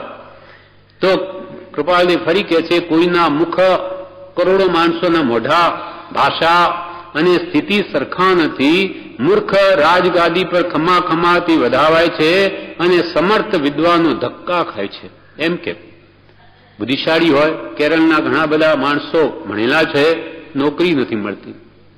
અને શેઠને ઘેર જન્મેલો પુત્ર ભલે ને બુદ્ધિ વિશેષ ન હોય તો એ બધા ખમા કરે. કેમ? એમ એ માણસ છે, એને ધન પ્રાપ્તિ થઈ, લોકો વાવા કરે અને પેલાની હોશિયારી ઘણી છે છતાં કોઈ ભાવ જ નહીં પૂછે. કોઈના મુખ, ભાષા અને સ્થિતિ સરખા નથી. મૂર્ખ રાજગાદી પર ખમાખમાથી વધાવાય છે અને સમર્થ વિદ્વાનો ધક્કા ખાય છે. કૃપાલે આ બધું આપણા ધ્યાનમાં લાવે છે. આમ આખા જગતની વિચિત્રતા ભિન્ન ભિન્ન પ્રકારે તમે જુઓ છો, એ ઉપરથી તમને કે વિચાર આવે છે? કૃપાલે આમને પૂછે છે આપણને કે આ બધું તમે જુદું જુદું આવું ચિત્ર વિચિત્ર જુઓ છો, એના ઉપરથી તમને કે વિચાર આવે છે? મેં કહ્યું છે છતાં વિચાર આવતો હોય તો કહો, તે શા વડે થાય છે? સાથી આ બધું ચિત્ર વિચિત્રપણું છે? તો કે પોતાના બાંધેલા શુભાશુભ કર્મ વડે આખો સંસાર ભંભો પડે છે. આ શાનું ફળ છે?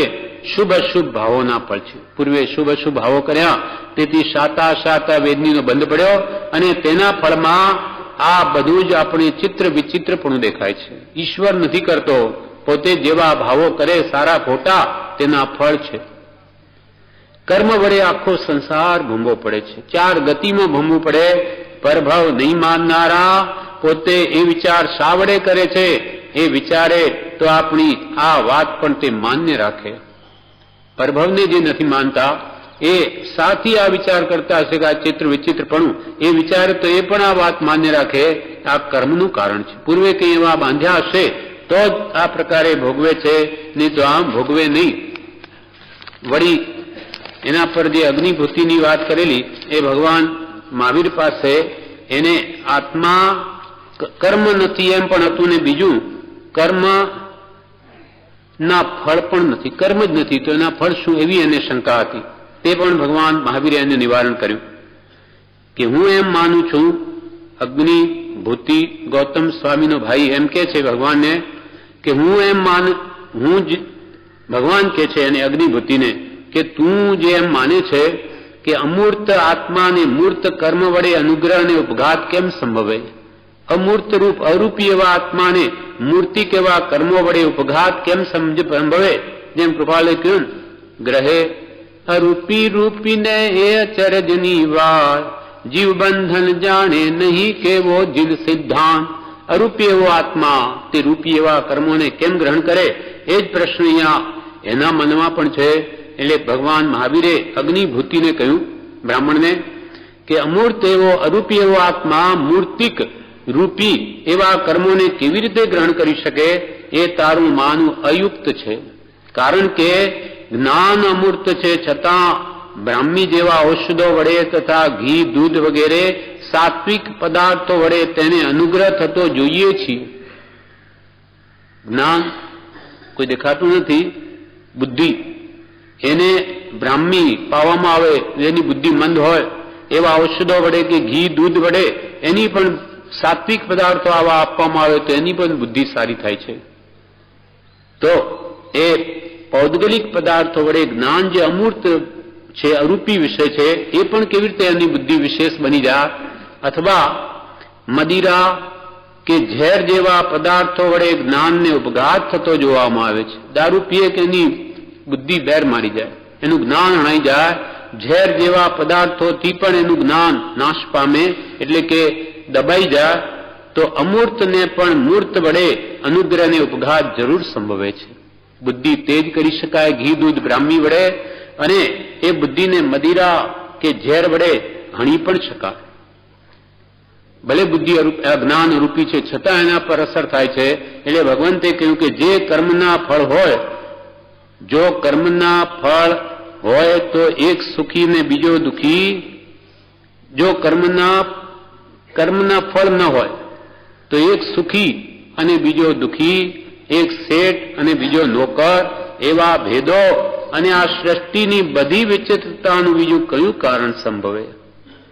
રાજા અને રંકદી ઊંચતા નીચતાના કંઈ કારણ તો અવશ્ય હોવા જોઈએ, અને તે જ શુભાશુભ કર્મના ફળ છે. આ ભોગતાપણું જેવા કર્મ શુભ કે અશુભ બાંધ્યા તે પ્રમાણે શાતા એને ભોગવવી જ પડે છે.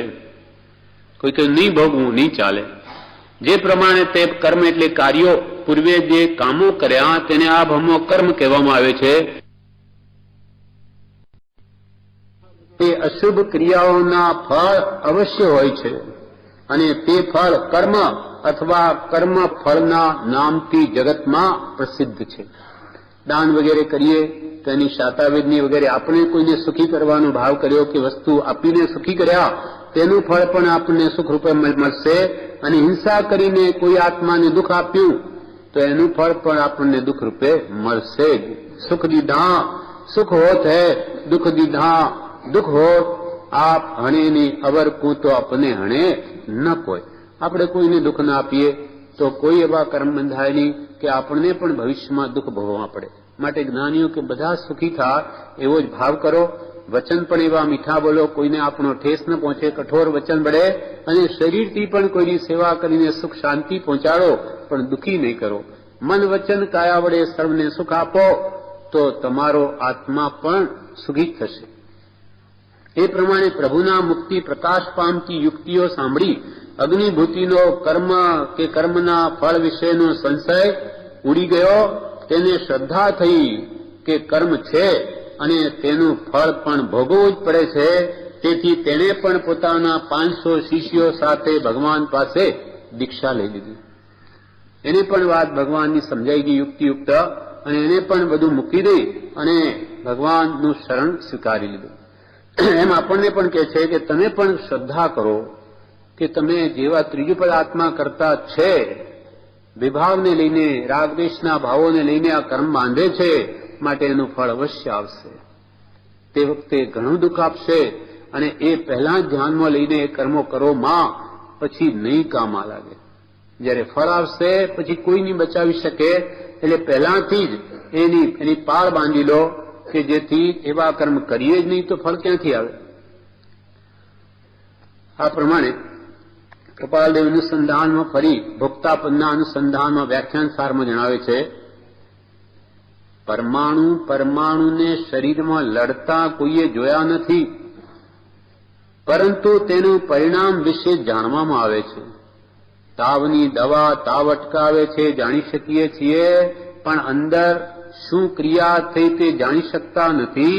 એ દ્રષ્ટાંતે કર્મબંધ થતો જોવામાં આવતો નથી, પણ વિપાક જોવામાં આવે છે.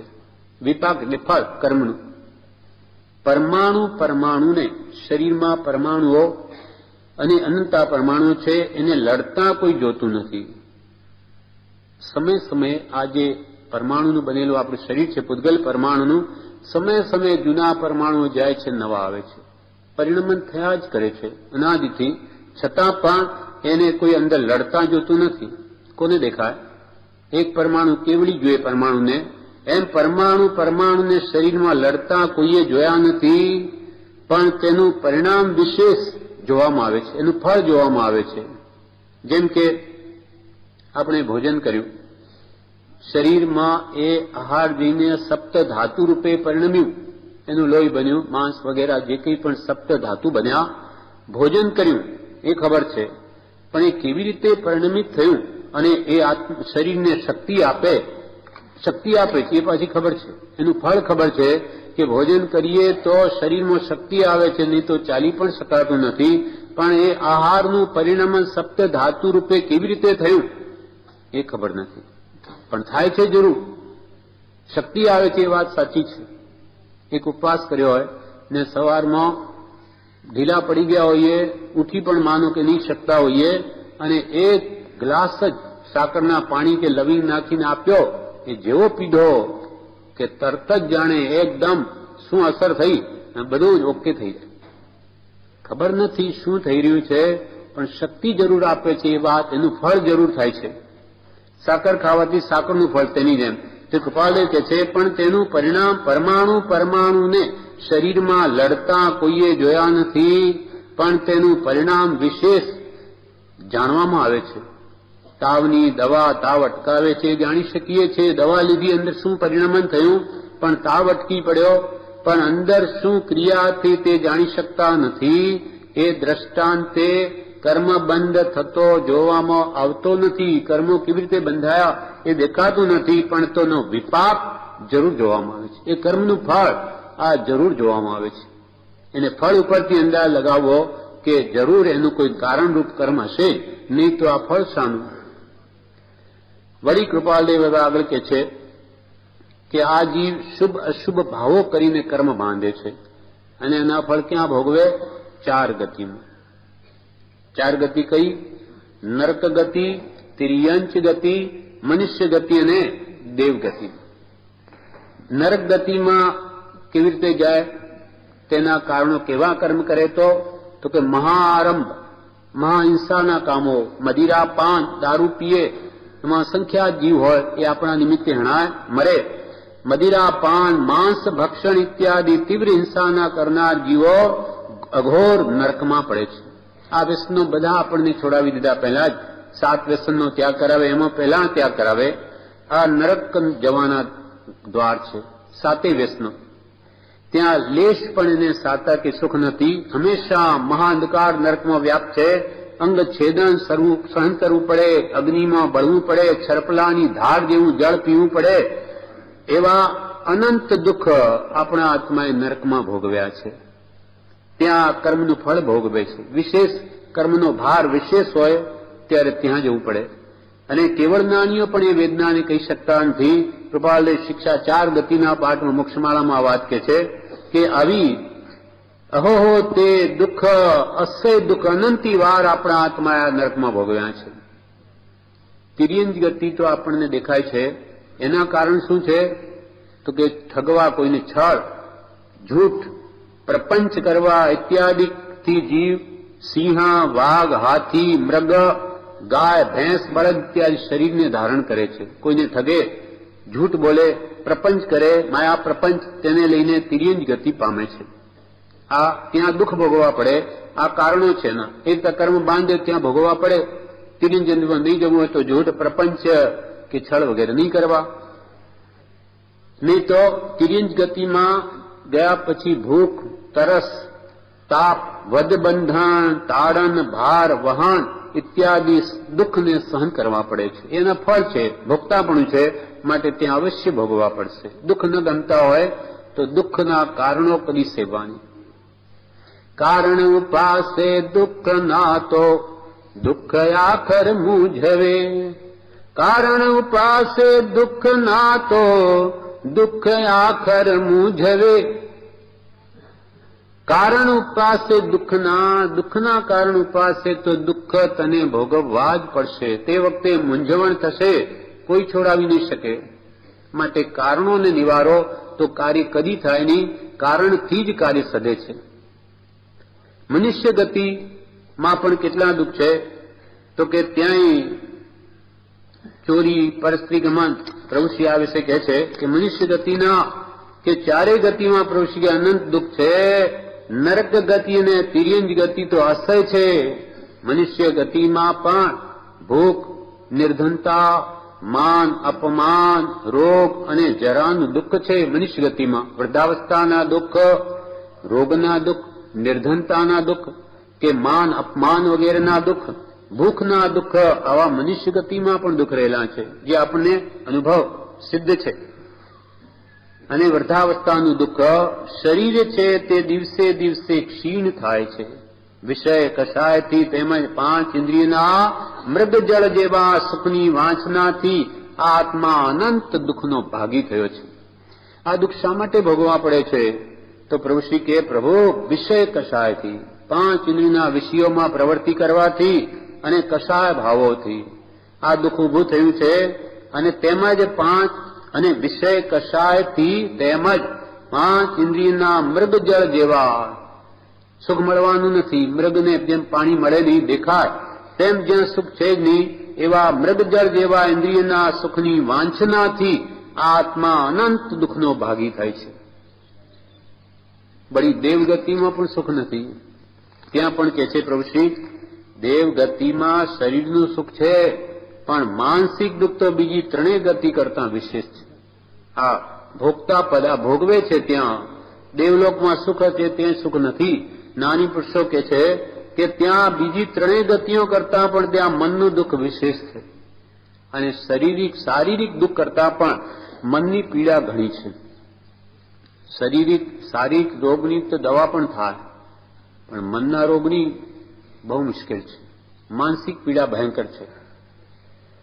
એની દવા છે, પણ એ જ્ઞાની પુરુષો પાસે છે. શારીરની દવા વેદો આપે, ડોક્ટરો, પણ મનની દવા જ્ઞાની આપી શકે. એવી દવા આપે કે એથી મનનું દુઃખ જાય, અને મનનું દુઃખ જાય તો શરીરનું આપોઆપ જાય. મનને લઈને ઘણી અસર શરીર ઉપર પડે છે. માટે સત્પુરુષની સેવા, એની આજ્ઞા, એમાં શ્રદ્ધા જેટલી રહેશે એટલું માનસિક દુઃખ, શારીરિક બધું જ હશે. ઉપાધિ હશે તો પણ એને દુઃખ નહીં લાગે, કેમ કે આ તો બધું કર્મને લઈને ઋણાનુબંધી બધું જવાનું. માટે સત્પુરુષ છે એ અંશસાતાથી કરીને સર્વ કામના, સર્વ સુખનું કારણ તે જ છે. પૂર્ણ કામતા સુધી શ્રદ્ધા જોઈએ. જેટલી શ્રદ્ધા બળવાન એ હંમેશા સુખી છે. દેવગતિમાં શરીર સુખ છે, પણ માનસિક દુઃખ તો બીજી ત્રણેય ગતિ કરતા વિશેષ છે. એકબીજાના સુખની ઈર્ષા અને અપહરણની ઈચ્છા થાય છે. એકબીજાનું સુખ જોઈને ઈર્ષા થાય કે એને એટલું બધું કેમ. આ મિથ્યા દ્રષ્ટિ દેવોની વાત છે. સમ્યક દ્રષ્ટિ કદી નહીં કરે એવું. જેમ અહીંયા અજ્ઞાનીઓ એકબીજાને જોઈને દુઃખી થાય, ઈર્ષા કરે, એનું જાણે ઘટી જતું હોય, ઓછું થાય તો ઠીક થાય. કોઈને નુકસાન આવે તો મનમાં રાજી થાય અજ્ઞાની કે સારું થયું, બહુ ચડી ગયો હતો. પણ દુઃખને અનુભવે કે બિચારા એટલું બધું હોય એને આવું નુકસાન થઈ ગયું. કેમ કે એવી ઈર્ષા અદેખાઈ એવું જીવમાં કર્મોને લઈને પડ્યું છે. એ એક જીવો ત્યાં જાય ને ત્યાં પણ આવા જ ભાવો પોસાય. એકબીજાની સુખની ઈર્ષા અને અપહરણની ઈચ્છા થાય, બીજાને લેવાની ઈચ્છા થાય. ત્યાંનું સુખ પણ કેવું છે પ્રભુશ્રી કે ત્યાં દેવલોકનું સુખ પણ કેવું છે તો કે તુચ્છ ભોગ તે જ ત્યાં ભોગવાય છે. ત્યાં કંઈ બીજું નથી. આ ઇન્દ્રિયોનું સુખ છે જે તુચ્છ છે તે જ ભોગવાય છે. તે ક્ષણિક અને નાશવંત જ છે. જરા લાંબો કાળ ભોગવી તેનો અંત આવે છે. ભલે ને લાખો કરોડો વર્ષ સુધી એ ભોગવીને છેવટે એનો અંત આવે છે. કંઈ શાશ્વત નથી. અને કષાયથી વરી આવે ઈર્ષા ભાવો કે અદેખાઈ કે બીજાને અપહરણ કરવાની ભાવનાથી ત્યાં એક કશાય ભાવો પોષી દેવલોકમાં ત્યાંથી ચવી નીચ ગતિમાં તે દેવને જવું પડે છે.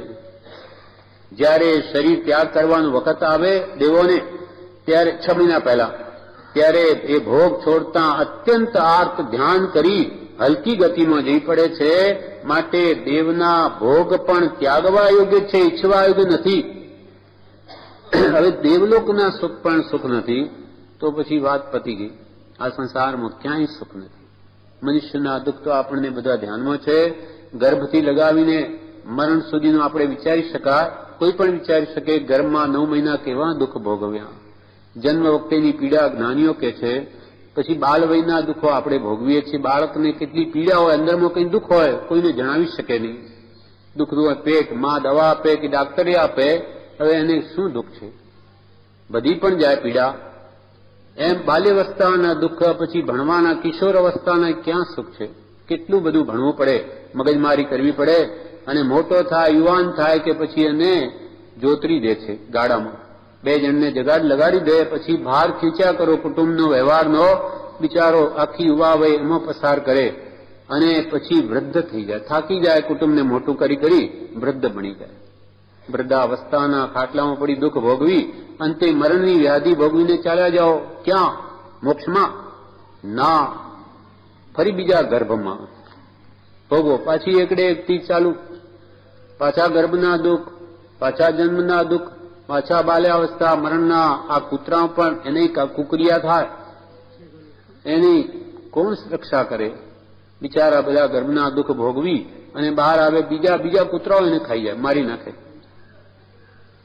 અમુક કુકરિયા જ બચી શકે, એના બચ્ચા. માં ઘણું એને સામે થાય, પણ શું કરે? આવી રીતે દરેક યોનિઓમાં આપણા આત્મા ભટક્યા જ કરે છે. એનું મૂળ કારણ 3જું પદ આત્મા કરતા છે, માટે 4થું પદ આત્મા ભોગતા છે. કર્મ કરે છે માટે ભોગવવું પડે છે, નહીં કરે તો નહીં ભોગવવું પડે. એટલે કર્મને જ રોકી દે, આશ્રમને રોકીને સંવર કરે તો સંવર અને નિર્જરાજ મોક્ષનો માર્ગ છે. એટલે પ્રભુશ્રી કહે છે, માટે આ દેવના ભોગ પણ ત્યાગવા યોગ્ય છે, ઈચ્છવા યોગ્ય નથી. એ સુખ છે તે પરિણામે દુઃખરૂપ થાય છે. એ દેવ પણ ચબીને કેન્દ્રીયમાં જતો રહે. આટલી ઊંચી ભૂમિકાએ ચડ્યો, ત્યાંથી કે છે એને જન્મ, એને ભાન આવે, અવધિજ્ઞાન હોય છે દેવોને. ક્યાં જન્મ છે એ પણ ખબર છે કે હું ગર્ભમાં જવાનો, કે એને તો ત્રાસ તૂટે. આવા ભયંકર દુર્ગંધમય હું જન્મીશ, મારાથી નહીં રહેવાય. એના કરતા તું આ ઝાડ પાનમાં ચાલે જાય સારું, ચંદનના વૃક્ષમાં, કે સુગંધીમાં રહી શકીશ, એમ બતાવ્યું છે શાસ્ત્રોમાં. એટલે એ એવા ભાવ કરી ને ઠેઠ પંચેન્દ્રિય દેવ સુધી પહોંચી ગયો. એ ત્યાંથી ચવીને સીધો એકેન્દ્રિયમાં ચાલ્યો જાય, ચંદનના વૃક્ષમાં. હવે અનંતકાળ સુધી પડ્યા રહો. એકેન્દ્રિયમાંથી બેન્દ્રી થવું અત્યંત દુર્લભ છે. અનંતકાળ વયો જાય. અનંતકાળ પછી ત્રેન્દ્રી, જોવામાં ચોરેન્દ્રી, પંચેન્દ્રી, સંગની.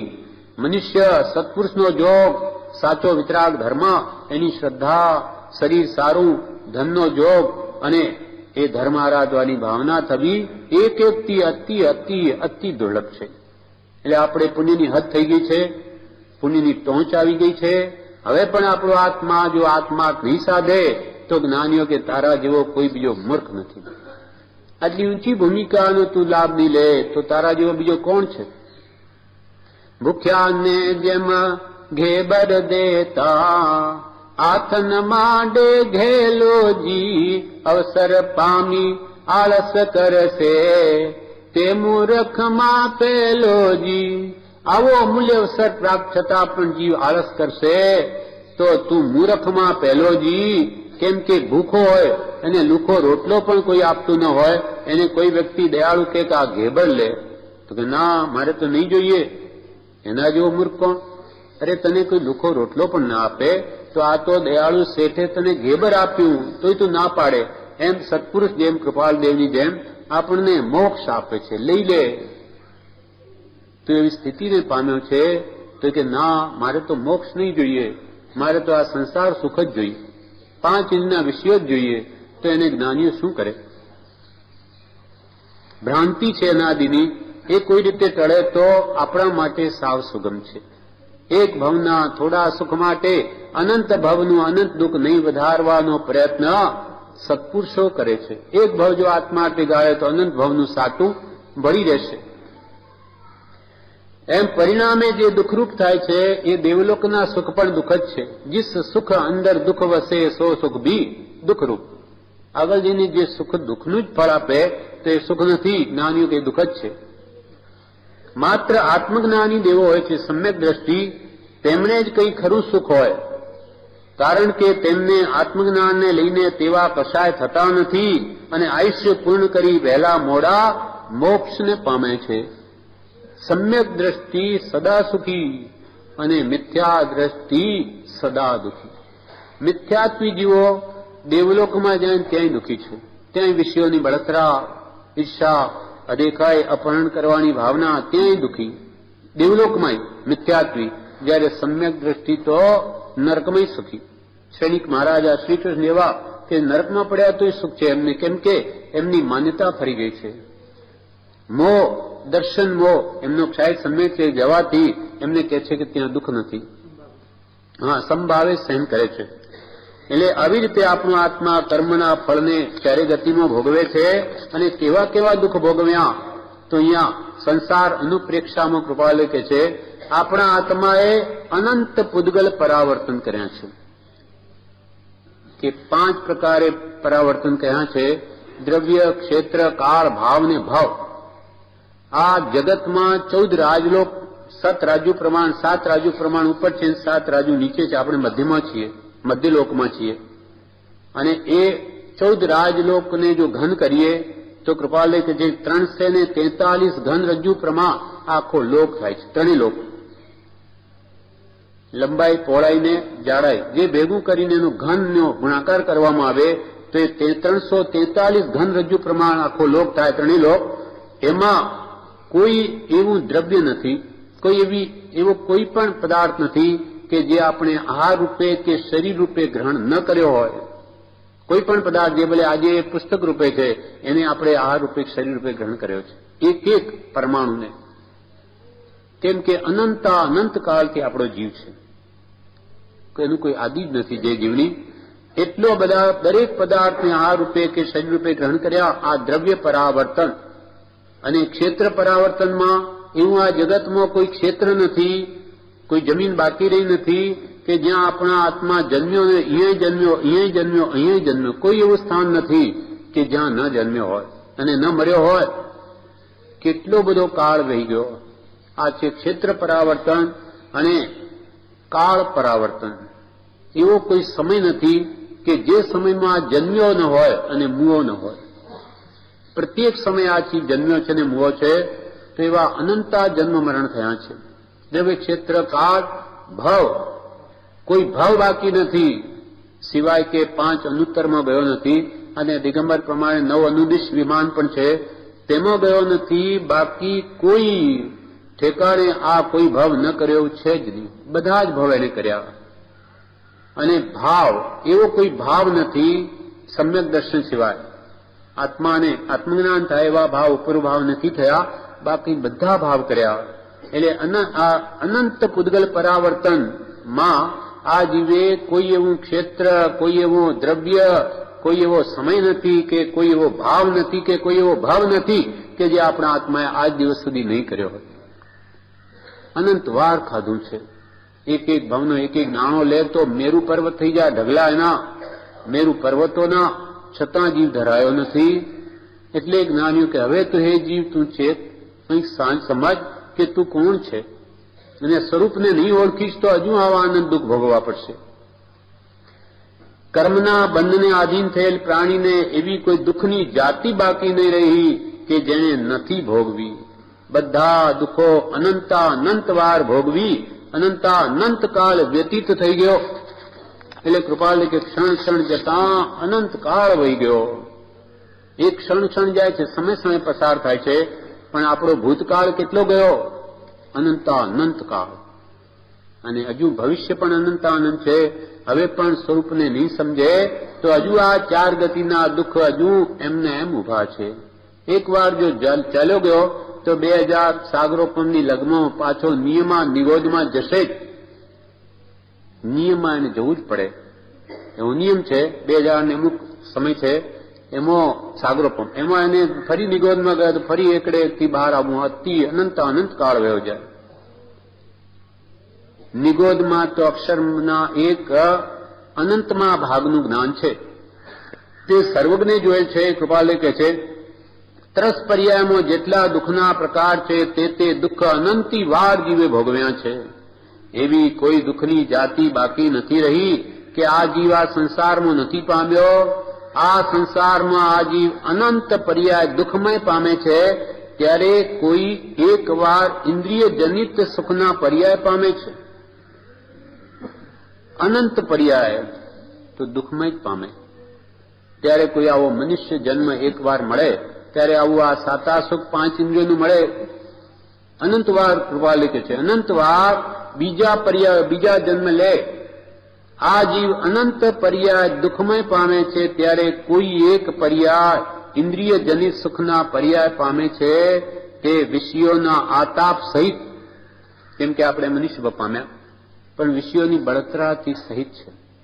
મનની ઈચ્છાઓ, ખાવા પીવા સૂંઘવા સાંભળવા સ્પર્શવાની જે બળતરા છે એના સહિત, કેમ કે મિથ્યાત્વી છીએ, અજ્ઞાન છે, માટે તે વિષયોના આતાપ સહિત ભય, આપણને ભય છે, સાથે શંકા યુક્ત અલ્પકાળ પામે.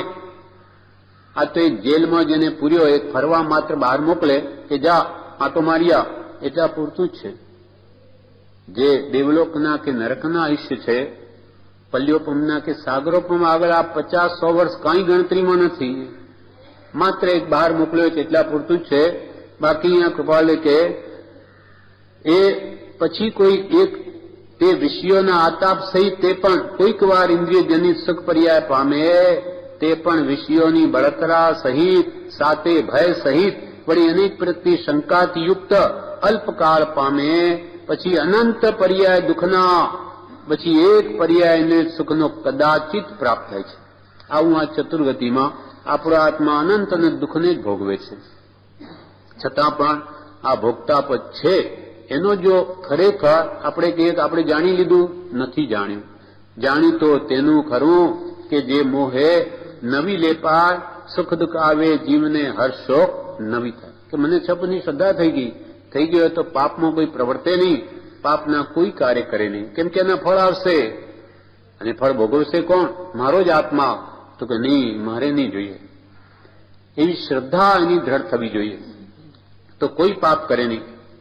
પ્રભુશ્રી કહે છે ઉપદેશામૃતમાં, કર્મ તો છૂટી જ રહ્યા છે, કર્મ તો છૂટી જ રહ્યા છે. વિકલ્પ કરીને જીવ બીજા નવા કર્મ બાંધે છે, નહીં તો છૂટી જ જાય.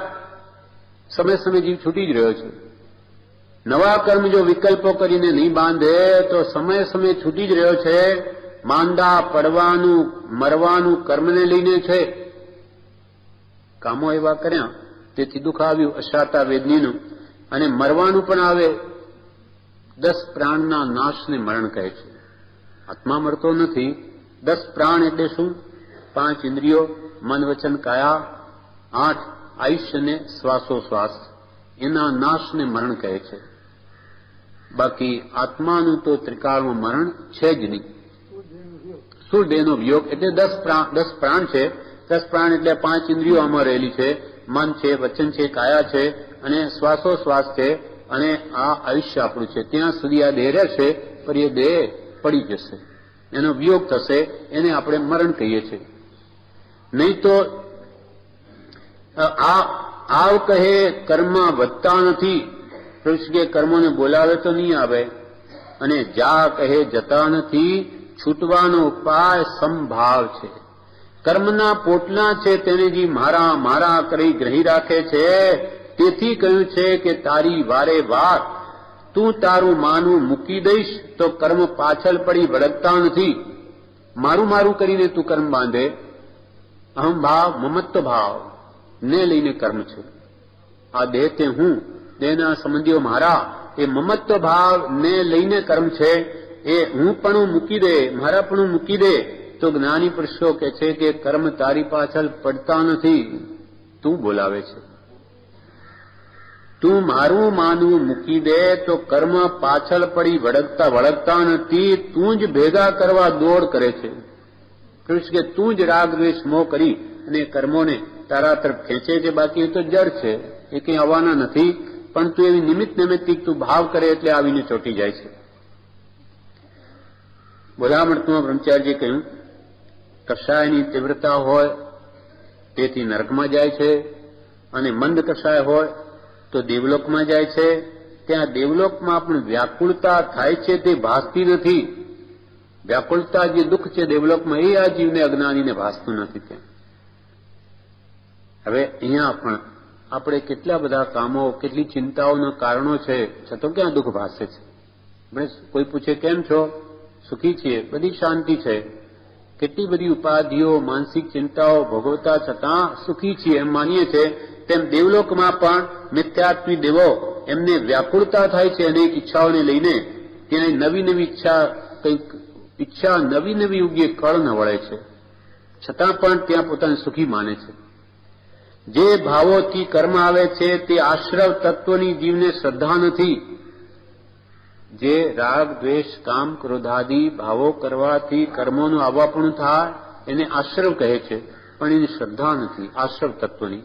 જીવ અજીવ આશ્રવ સંબર બંધ મોક્ષ નિર્જરા અને પાપ પુણ્ય, આ 7 તત્વ કે 9 પદાર્થ છે, એનો શ્રદ્ધા નથી, વિશ્વાસ નથી કે શું ખરેખર હું આવા ભાવો કરું તો કર્મ આવતા હશે.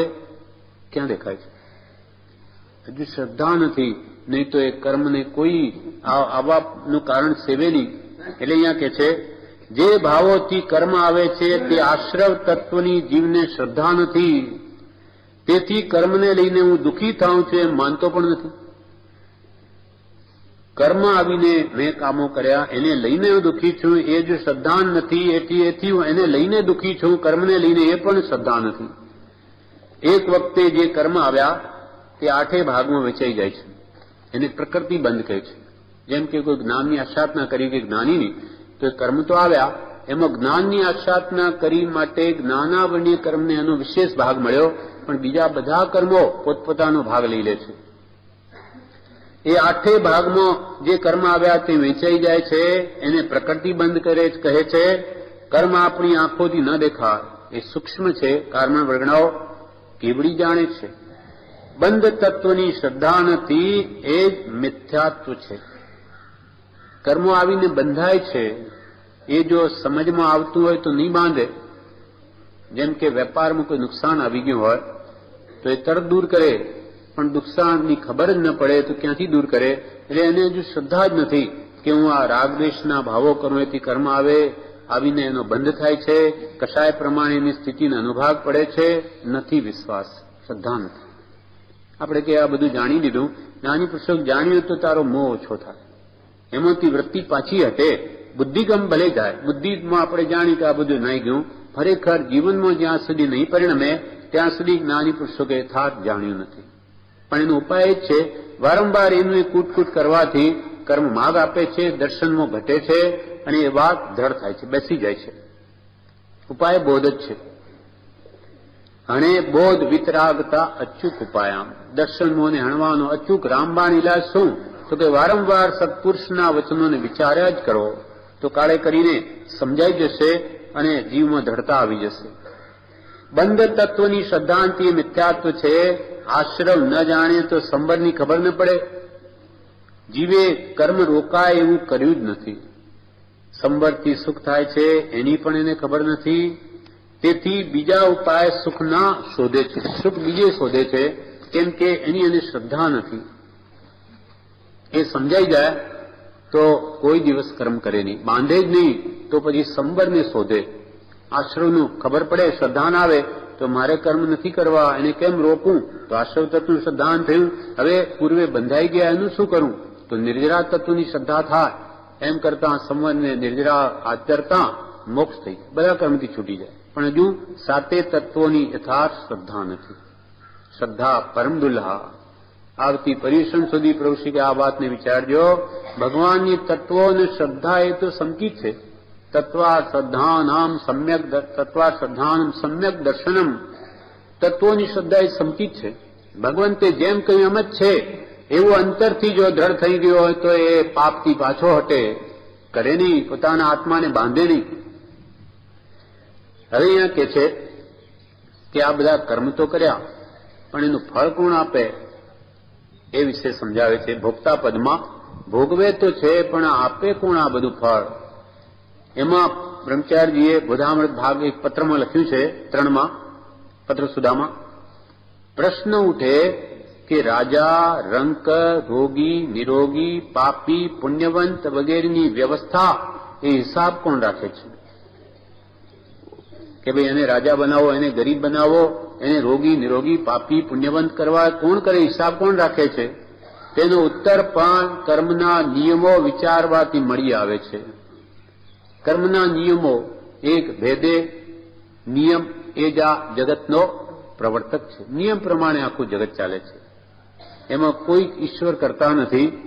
કર્મના નિયમો વિચારવાથી એનો પણ ઉત્તર મળી આવે છે. જેવા ભાવો જીવ કરે તેવા પ્રકારના જડ પરમાણુનો યોગ જીવ સાથે સંબંધમાં આવે છે. જેવા ભાવ કર્યા, નિમિત્ત નિમિત્ત સંબંધ કર્મ ચોંટી ગયા, તે કાળે કરીને લો ચુંબકની જેમ, લો ચુંબક કેમ ખેંચે એવી રીતે કર્મોને આ જીવ ખેંચી લે છે. રાગ દ્વેષના ભાવો થઈ, કંપન થઈ ખેંચી લે છે. એવો સંબંધ છે એકબીજાને. જેમ કે લોહ ચુંબક લોખંડને જ ખેંચે, લાકડાને નહીં ખેંચે. કેમ કે એમાં એવો સંબંધ છે કે લોખંડને જ ખેંચે. તેમ આત્માના રાગદેશ ભાવથીને જે કંપન થવું, એમાં કાર્મણ વર્ગણાઓનો એવો સંબંધ છે કે ચોટે જ, અને એ પાછા અબાધા કાળ પૂરો થઈ ઉદયમાં આવે ને એને સુખ દુઃખ આપે જ. નિયમ છે. જેમ કે કૃપાલે કહ્યું ને, અગ્નિમાં હાથ ઘાલે તો બળે જ, પછી ઠંડામાં હાથ ઘાલે ઠંડુ થાય જ, ઝેર પીએ તો મરે જ. તેવી રીતે જે ગુણધર્મ છે એ કદી જાય નહીં સ્વભાવ. એ પ્રમાણે આ કાર્મણ વર્ગણાઓ ગ્રહણ કરે છે, માટે દુઃખ પામે છે. એમાં કોઈ ઈશ્વર કરતાની જરૂર નથી. પરમાણુઓ જેવા જીવ ભાવ કરે તેવા કર્મ પરમાણુઓ આત્માની સાથે સંબંધમાં આવે છે. તે કાળે કરીને બીજ જેમ વાવવાથી બીજ વાવે તો તેને ફળ આપે, તેમ પરભવમાં પોતાના નિયમને અનુસરીને તે કર્મફળ આપે છે. જીવ દેહ છોડીને જાય છે ત્યારે કર્મનો બનેલો સૂક્ષ્મ દેહ રથની પેઠે તેને જ્યાં તે કર્મફળવાન થવાનો હોય તે જગ્યાએ ગર્ભાદિમાં લઈ જાય છે. કાર્મણ વર્ગણાઓ, તેજસ વર્ગણાઓ એ સાથે જાય. કાર્મણ વર્ગણાઓ નહીં કહેવાય હવે, કેમ કે એ પોતે આત્માએ ગ્રહણ કરી લીધી. હવે એ કાર્મણ શરીર બની ગયું. કાર્મણ શરીર અને તેજસ શરીર આ ઉદારિક કે વૈકરિક શરીર સાથે ન હોય. વિગ્રહ ગતિમાં માનો કે આ દેહ આપણે છોડ્યો, હવે નરક તિર્યંત કે દેવ ગતિમાં આપણો આત્મા જાય, ત્યાં વળાંક જેટલા હોય 3-4 સમય લાગે, વધારે ને લાગે. એ 90ના કોણમાં જ જાય જીવ. માનો કે ત્યાં જન્મવું હોય, આપણે અહીંયા છીએ, પેલા ખૂણે આમ નહીં જાય, આમ જઈને આમ જાય. બરોબર 90 એંગલમાં જે પાસ થાય છે એવો નિયમ છે. તો એવા બહુ તો 3 વળાંક થાય. ચોથે સમય તો એ જન્મે જ. પણ એ વિગ્રહ ગતિ જે 3-4 સમયનો વચ્ચે ગાળો છે, ત્યાં શરીર આ તો હોય નહીં, અને બીજું શરીર જે ધારણ કર્યું નથી, એટલે વચ્ચેનો એ વિગ્રહ ગતિ કહેવાય. તેમાં એ તેજસ શરીર અને કાર્મણ શરીર સાથે હોય છે. જે કર્મો છે એ અને એ તેજસ જે ગરમી વગેરે આ છે એ ચાલી જાય, પછી આપણું શરીર ઠંડુ પડવા લાગે. કેમ કે બે નીકળી ગઈ અને એ ત્યાં જઈને નવો દેહ ધારણ કરી લે છે. ચોથે સમય તો વધારે દેહ ધારણ કરે જ. હવે કાર્મણ વર્ગણાઓ, કાર્મણ શરીર કે તેજસ શરીર એ જેવા બાંધ્યા એને ખેંચી જ જાય આત્માના પ્રદેશોને. નહીં જવું હોય નહીં ચાલે. નરક ગતિના કર્મ બાંધ્યા, એ કર્મો એને ખેંચી જ જાય, ત્યાં કોઈનું ચાલે નહીં. જો સોહે તિહી ઠાન શક્તિ મરોરે જીવકી ઉદય મહાબળવાન. બનારસીદાસજીએ કહ્યું કે જે સ્થાન પર એને જન્મવાનું છે કર્મના ફળમાં, એને શક્તિ મરોડે જીવકી ઉદય મહાબળવાન. આત્માની શક્તિ કર્મ બળવાન થઈ ગયેલા છે, ભાર ઘણો છે કર્મ પર, એને મરડી નાખે અને એ ગતિમાં એને લઈ જ જાય. નહીં જવું હોય તો જાય જ, કેમ કે એને એવા બાંધ્યા છે. એ જ વાત અહીંયા કરે. ત્યારે કર્મનો બનેલો સૂક્ષ્મ દેહ રથની પેઠે, જેમ રથ આપણને બીજા ગામે લઈ જાય, રથની પેઠે તેને જ્યાં તે કર્મ ફળવાન થવાના હોય તેવી જગ્યાએ ગર્ભાદિમાં લઈ જાય છે. ત્યાં સ્ત્રી પુરુષ આદિ જેવા કર્મ બાંધ્યા હોય તેવો દેહ બીજમાંથી છોડ થાય તેમ પ્રગટે છે, ક્રમે કરીને વધે છે, અને જેટલું આયુષ્ય હોય તેટલા વખત સુધી ટકીને પાછો તે દેહ સંબંધ છૂટી અન્ય સ્થળે તે જ રીતે જાય છે ને કર્મના ફળ ભોગવે છે. જે દેહમાં ગયો ત્યાં જેટલા કાળ સુધીનું આયુષ્ય બાંધ્યું તેટલો જ તેનો ત્યાં તે દેહમાં રહેવાનું થશે, ત્યાં સુખ દુઃખ ભોગવવા પડશે એ દેહમાં, અને એ કાળ પૂરો થયે ફરી ત્યાં નવા ભાવો જે કર્યા તે પ્રમાણે પાછો નવો બંધ થયો એટલે ફરી નવા દેહમાં જાઓ. જેમ 7 દિવસ સુધીનું ચાવીવાળું ઘડિયાળ પહેલા આવતા 7 કે મહિના સુધી ચાવીવાળા આવતા, તો એ ચાવી આપી હોય તો મહિના સુધી ચાલ્યા કરે. હવે તો બેટરી આવી ગઈ, પણ એમ 7 દિવસ સુધી એ ચાલ્યા કરે, તેમ આયુષ્ય ચાલે ત્યાં સુધી આ ભવના કર્મો નિયમિત દેખાયા કરે છે. ચાવી જેમ જેમ ઉતરતી જાય, ઘડિયાળ ચાલતી જાય, કર્મો ભોગવાતા જાય, એ પ્રમાણે એ જેટલું આયુષ્ય હોય તે બરોબર પૂરું થઈ ગયું, ચાવી પૂરી થઈ ગઈ, ઘડિયાળ બંધ, આયુષ્ય પૂરું થઈ ગયું કે મરણ, જેને આપણે મૃત્યુ કહીએ છીએ. એમ આ બધું નિયમ પ્રમાણે ચાલ્યા જ કરે છે, અને ભોગવાઈ રહે તેમ છૂટતા જાય છે. અને રાગ દ્વેષના ભાવો જે પ્રમાણે તે ભાવમાં જીવ કરે તેના પાછા નવા બંધાતા જાય છે, તે નવા દેહનું કારણ થાય છે. એ પાછા અહીંયા બાંધે, જે નવા ભાવમાં જે આપણે રાગદ્વેષ કરીએ, નવા કર્મ બાંધીએ, એ નવા દેહનું ધારણનું એ સાધન બની ગયું. પણ આયુષ્ય એક જ ભાવનું બંધાય છે, એક ભાવમાં. કર્મો તો કરોડો ભાવો ઉભા કરે એવા થયા હોય, પણ એક ભાવનું જ આયુષ્ય બંધાય. આયુષ્ય પૂરું થયે પછી જ બીજું બંધાય, એક ભાવમાં બે આયુષ્ય ન બંધાય. ચોથું પદ આત્મા ભોગતા છે. પ્રજ્ઞાબોધમાં બ્રહ્મચારી કહે છે, કરતા પ્રમાણે જીવનો ભોગતા પણ સમજાય છે, જેવું કરે તેવું સદા ફળ ભોગવે સૌ ન્યાય છે. કરતા પ્રમાણે જીવનું ભોગતા પણ, જેવા કર્મો કરે તેમાં જ ભોગવે, બીજાનું કોઈ નહીં ભોગવે. એક બાંધે ને બીજો ભોગવે, કોઈ કાળે નહીં બને. એટલે આપણા જે દુઃખ આવે તો જ્ઞાનીઓ કહે છે કે મારું જ કરેલું છે એમ માનવું, મને કોઈ બીજા દુઃખ નથી આપતા, માટે હું શાનું દુઃખ ભોગવું, અથવા કોઈ પ્રત્યે બીજો ભાવ કેમ લાવું. કરતા પ્રમાણે જીવનું ભોગતા પણ સમજાય છે. પોતે જેવા કર્મ બાંધ્યા એ પ્રમાણે ભોગતા પણ સમજાય છે, જેવું કરે તેવું સદા ફળ ભોગવે સૌ ન્યાય. આ જ ન્યાય છે, જેવું કરે તેવું જ ભોગવે. વિભાવમાં વર્તે તો શુભ આદિ કર્મ ફળનું ભોગતા થાય છે, સંસારમાં શુભ અશુભ શાતા અશાતા વેદનીનો ભોગતા થાય છે, અને સ્વભાવમાં વર્તે તો ચિદાનંદી સ્વભાવો ભોગવે. ચિદ આનંદ, આત્માનો જે અનંત આનંદ છે એ સ્વભાવમાં આવે તો આત્માનો અનંત આનંદ ભોગવે, અને રાગ દ્વેષમાં પ્રવર્તે, શુભ રાગ તો શુભ ફળ પામે, શાતા વેદની, અશુભ રાગનું દુઃખ પામે.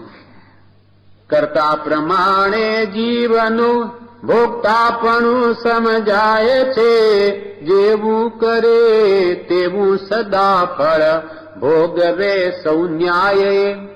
વિભાવમાં વર્તે તદા કર્મો અશુભાદિ ભોગવે, વર્તે સ્વભાવે તો ચિદાનંદી સ્વભાવો ભોગવે. વિભાવમાં વર્તે, સ્વ આત્મભાવને મૂકી દઈ પર એવા વિભાવિક રાગ દ્વેષ ભાવો કશાય ભાવોમાં જીવ પ્રવર્તે તો એના શુભ અશુભ આદિ ફળ ભોગવે. સત્પુરુષ કે એના વચનોમાં રાગ કરે, શુભ કર્મ બાંધે, શાતા વેદની ભોગવે, પણ એ પણ વેદની છે, અલ્પ દુઃખ છે. જ્ઞાનીઓની દ્રષ્ટિમાં આપણે જે સુખ કહીએ છીએ એ સુખ નથી, થોડું દુઃખ છે. અને જયારે બાહ્ય શાતા હોય, ભૌતિક પણ બધી અનુકૂળતા નહીં હોય, તો અશાતા વેદની ભોગવે એ બાહ્ય અભ્યંતર શાતા, બહારની અંતર બધે દુઃખ છે. બાકી સંસારની બાહ્ય ગમે એટલી સુવિધાઓ હોય, પણ અંતરમાં તો ઈચ્છારૂપી બળતરા ઉભી છે, માટે અંતરદાહ રૂપ શાતા. એને જ્ઞાનીઓ સુખ નથી કહ્યું. સુખ એ આત્માનું છે, અને નિરાકુળતા જ એનું લક્ષણ છે, અને એ તો આત્માનું જ્ઞાન પ્રત્યે જ આવે છે. વર્તે સ્વભાવે તો ચિદાનંદી સ્વભાવો ભોગવે. આત્મા સ્વભાવને પામે તો અનંત આનંદ ભોગવે, એમ જ્ઞાનીઓ ભોગવે છે. માટે આપણને કહે છે આ સંસારના માયાવી સુખો છે તે આ દેહના છે, અને દુઃખો ગણો. જ્ઞાનીઓ તો કે છે આ કર્મના ફળમાં જે સાતા સાતા મળી એને તમે દુઃખો ગણો. દુઃખ છે એ બધું. લાગે સુખો, છતાં આપણને સંસારમાં સુખ લાગે તો કે એ તો મોહના કારણે છે. અને જ્યાં સુધી આ ભાવો રહેશે ત્યાં સુધી જીવ આત્મધર્મને નહીં પામી શકે. એને અધર્મમાં કહ્યો. સંસારમાં સુખ છે એવી જ્યાં સુધી આપણી માન્યતા હશે ત્યાં સુધી જ્ઞાનીઓ તો અધર્મમાં કે છે, ધર્મમાં નથી. માયાવી સુખો દેહના, દુઃખો ગણો ફળ કર્મના. લાગે સુખો એ મોહથી, ત્યાં સુધી જીવ અધર્મમાં. માયાવી સુખો દેહના, દુઃખો ગણો ફળ કર્મના. લાગે સુખો એ મોહથી. આપણને સુખ ભાસે છે સંસારમાં તો કે તમારા મોહને લઈને છે. મોહના કારણે તમને ભ્રાંતિ થઈ ગઈ છે. પણ ત્યાં સુધી જીવ અધર્મમાં. અને દ્રષ્ટિ યથાર્થ થઈ જણાશે હે. જ્યારે સમ્યક દ્રષ્ટિ પ્રાપ્ત થશે ત્યારે આ સંસારના સુખો હે જણાશે, ત્યાગવાયું જણાશે. આ શાતા શાતા પછી એને દુઃખરૂપ ભાસશે. દ્રષ્ટિ યથાર્થ થયે જણાશે હેય જગ સુખ દુઃખ જો. જીવ કર્મ ફળ સો ત્યાગી લે, પુરુષાર્થ કરી શિવ સુખ તો. આવી રીતે સમ્યક દ્રષ્ટિ થયે સંસારના સુખો પણ એને દુઃખરૂપ ભાસશે. અને જીવ કર્મ ફળ સૌ ત્યાગી, આ કર્મના ફળમાં શાતા શાતા વેદનીને ત્યાગી દઈ અને પુરુષાર્થ કરીને શિવ સુખ લે, મોક્ષ સુખને પ્રાપ્ત કરી દેશે. પણ આ સંસાર દુઃખરૂપ છે એ પહેલા લાગે તો ને આપણને સુખરૂપ ભાષે છે. માટે જ્ઞાનીઓ કે આ સુખ માટે શોધ કરતો જ નથી. સુખ માટે ક્યારે શોધે? હું દુઃખી છું તો સુખની શોધ કરું, હું તો સુખી છું. આ જ મોટી ભ્રાંતિ છે. કૃપાલે કે છે આ સંસાર ત્યાં દુઃખ દુઃખ ને દુઃખ જ છે, દુઃખનો સમુદ્ર છે. સમુદ્રની તો વાત જુદી છે. આપણને તો અલ્પ માત્ર દુઃખ ભાસતું નથી તો એ સુખ માટે શું કામ શોધ કરે? આ ભ્રાંતિ જો ટળે તો જરૂર એ મોક્ષને શોધશે. એટલે અહીંયા કે છે ચોથું પદ આત્મા ભોગતા છે, કર્મનો ભોગતા છે. જે જે કઈ ક્રિયા છે તે સર્વ સફળ છે, નિરર્થક નથી, કોઈ પણ ક્રિયા વાંજળી નથી. જે કંઈ પણ કરવામાં આવે તેનું ફળ ભોગવવામાં આવે એવો પ્રત્યક્ષ અનુભવ છે. કેવી રીતે પ્રત્યક્ષ અનુભવ છે? તો કે વિષ ખાવાથી વિષનું ફળ, સાકર ખાવાથી સાકરનું ફળ, અગ્નિ સ્પર્શથી તે અગ્નિ સ્પર્શનું ફળ, હિમને સ્પર્શ કરવાથી હિમ સ્પર્શનું ફળ જેમ થયા વિના રહેતું નથી તેમ કષાય આદિ, કષાય ભાવો પ્રવર્તે કે અકષાય આદિ કે કષાય ભાવોને મંદ કરે તો એનું કે જે કંઈ પણ પરિણામ આત્મ પ્રવર્તે તે પણ થવા યોગ્ય જ છે. અને તે થાય છે તે ક્રિયાનો આત્મા કરતા હોવાથી ભોગતા છે. આ કર્મ કરે છે, કર્મ એટલે કામો કરે છે માટે એના ફળ ભોગવે છે. પાપના કામો ન કરે તો એને દુઃખ ભોગવવું નહીં પડે. પાપ દુઃખરૂપ છે માટે કરવું નહીં, એવો જ્ઞાની પુરુષનો આપણને ઉપદેશ છે. હવે પાંચમું પદ, કેમ કે ફળ ભોગવવું પડશે. ચોથું પદ આત્મા ભોગતા છે. હવે પાંચમું પદ મોક્ષ પદ છે. મોક્ષ પદ મુક્તિ સાથી સર્વ દુઃખોથી. દુઃખ કયા? જન્મ જરા ને મૃત્યુ મુખ્ય દુઃખના હેતુ. વારંવાર જન્મવું, વારંવાર વૃદ્ધાવસ્થાને પામવી, વારંવાર મરણને શરણ થવું, એ જે દુઃખો અનાદિકાળના છે એટલે જ્ઞાની પુરુષો કે મુખ્ય દુઃખ છે. જન્મ કૃપાલ જન્મ જરા ને મૃત્યુ મુખ્ય દુઃખના હેતુ. દુઃખો તો ઘણા છે પણ આ તો મુખ્ય છે. કારણ તેના બે કયા? રાગ દ્વેષ. પણ હેતુ વગર નકામા રાગ દ્વેષ કર્યા કરે છે, બસ એ જન્મના કારણ છે. બીજું દુઃખ સંસારમાં શું છે? ત્રિવિધ તાપથી 14 રાજલોક બળ્યા કરે છે. ત્રિવિધ તાપ, આધિ વ્યાધિ ઉપાધિ.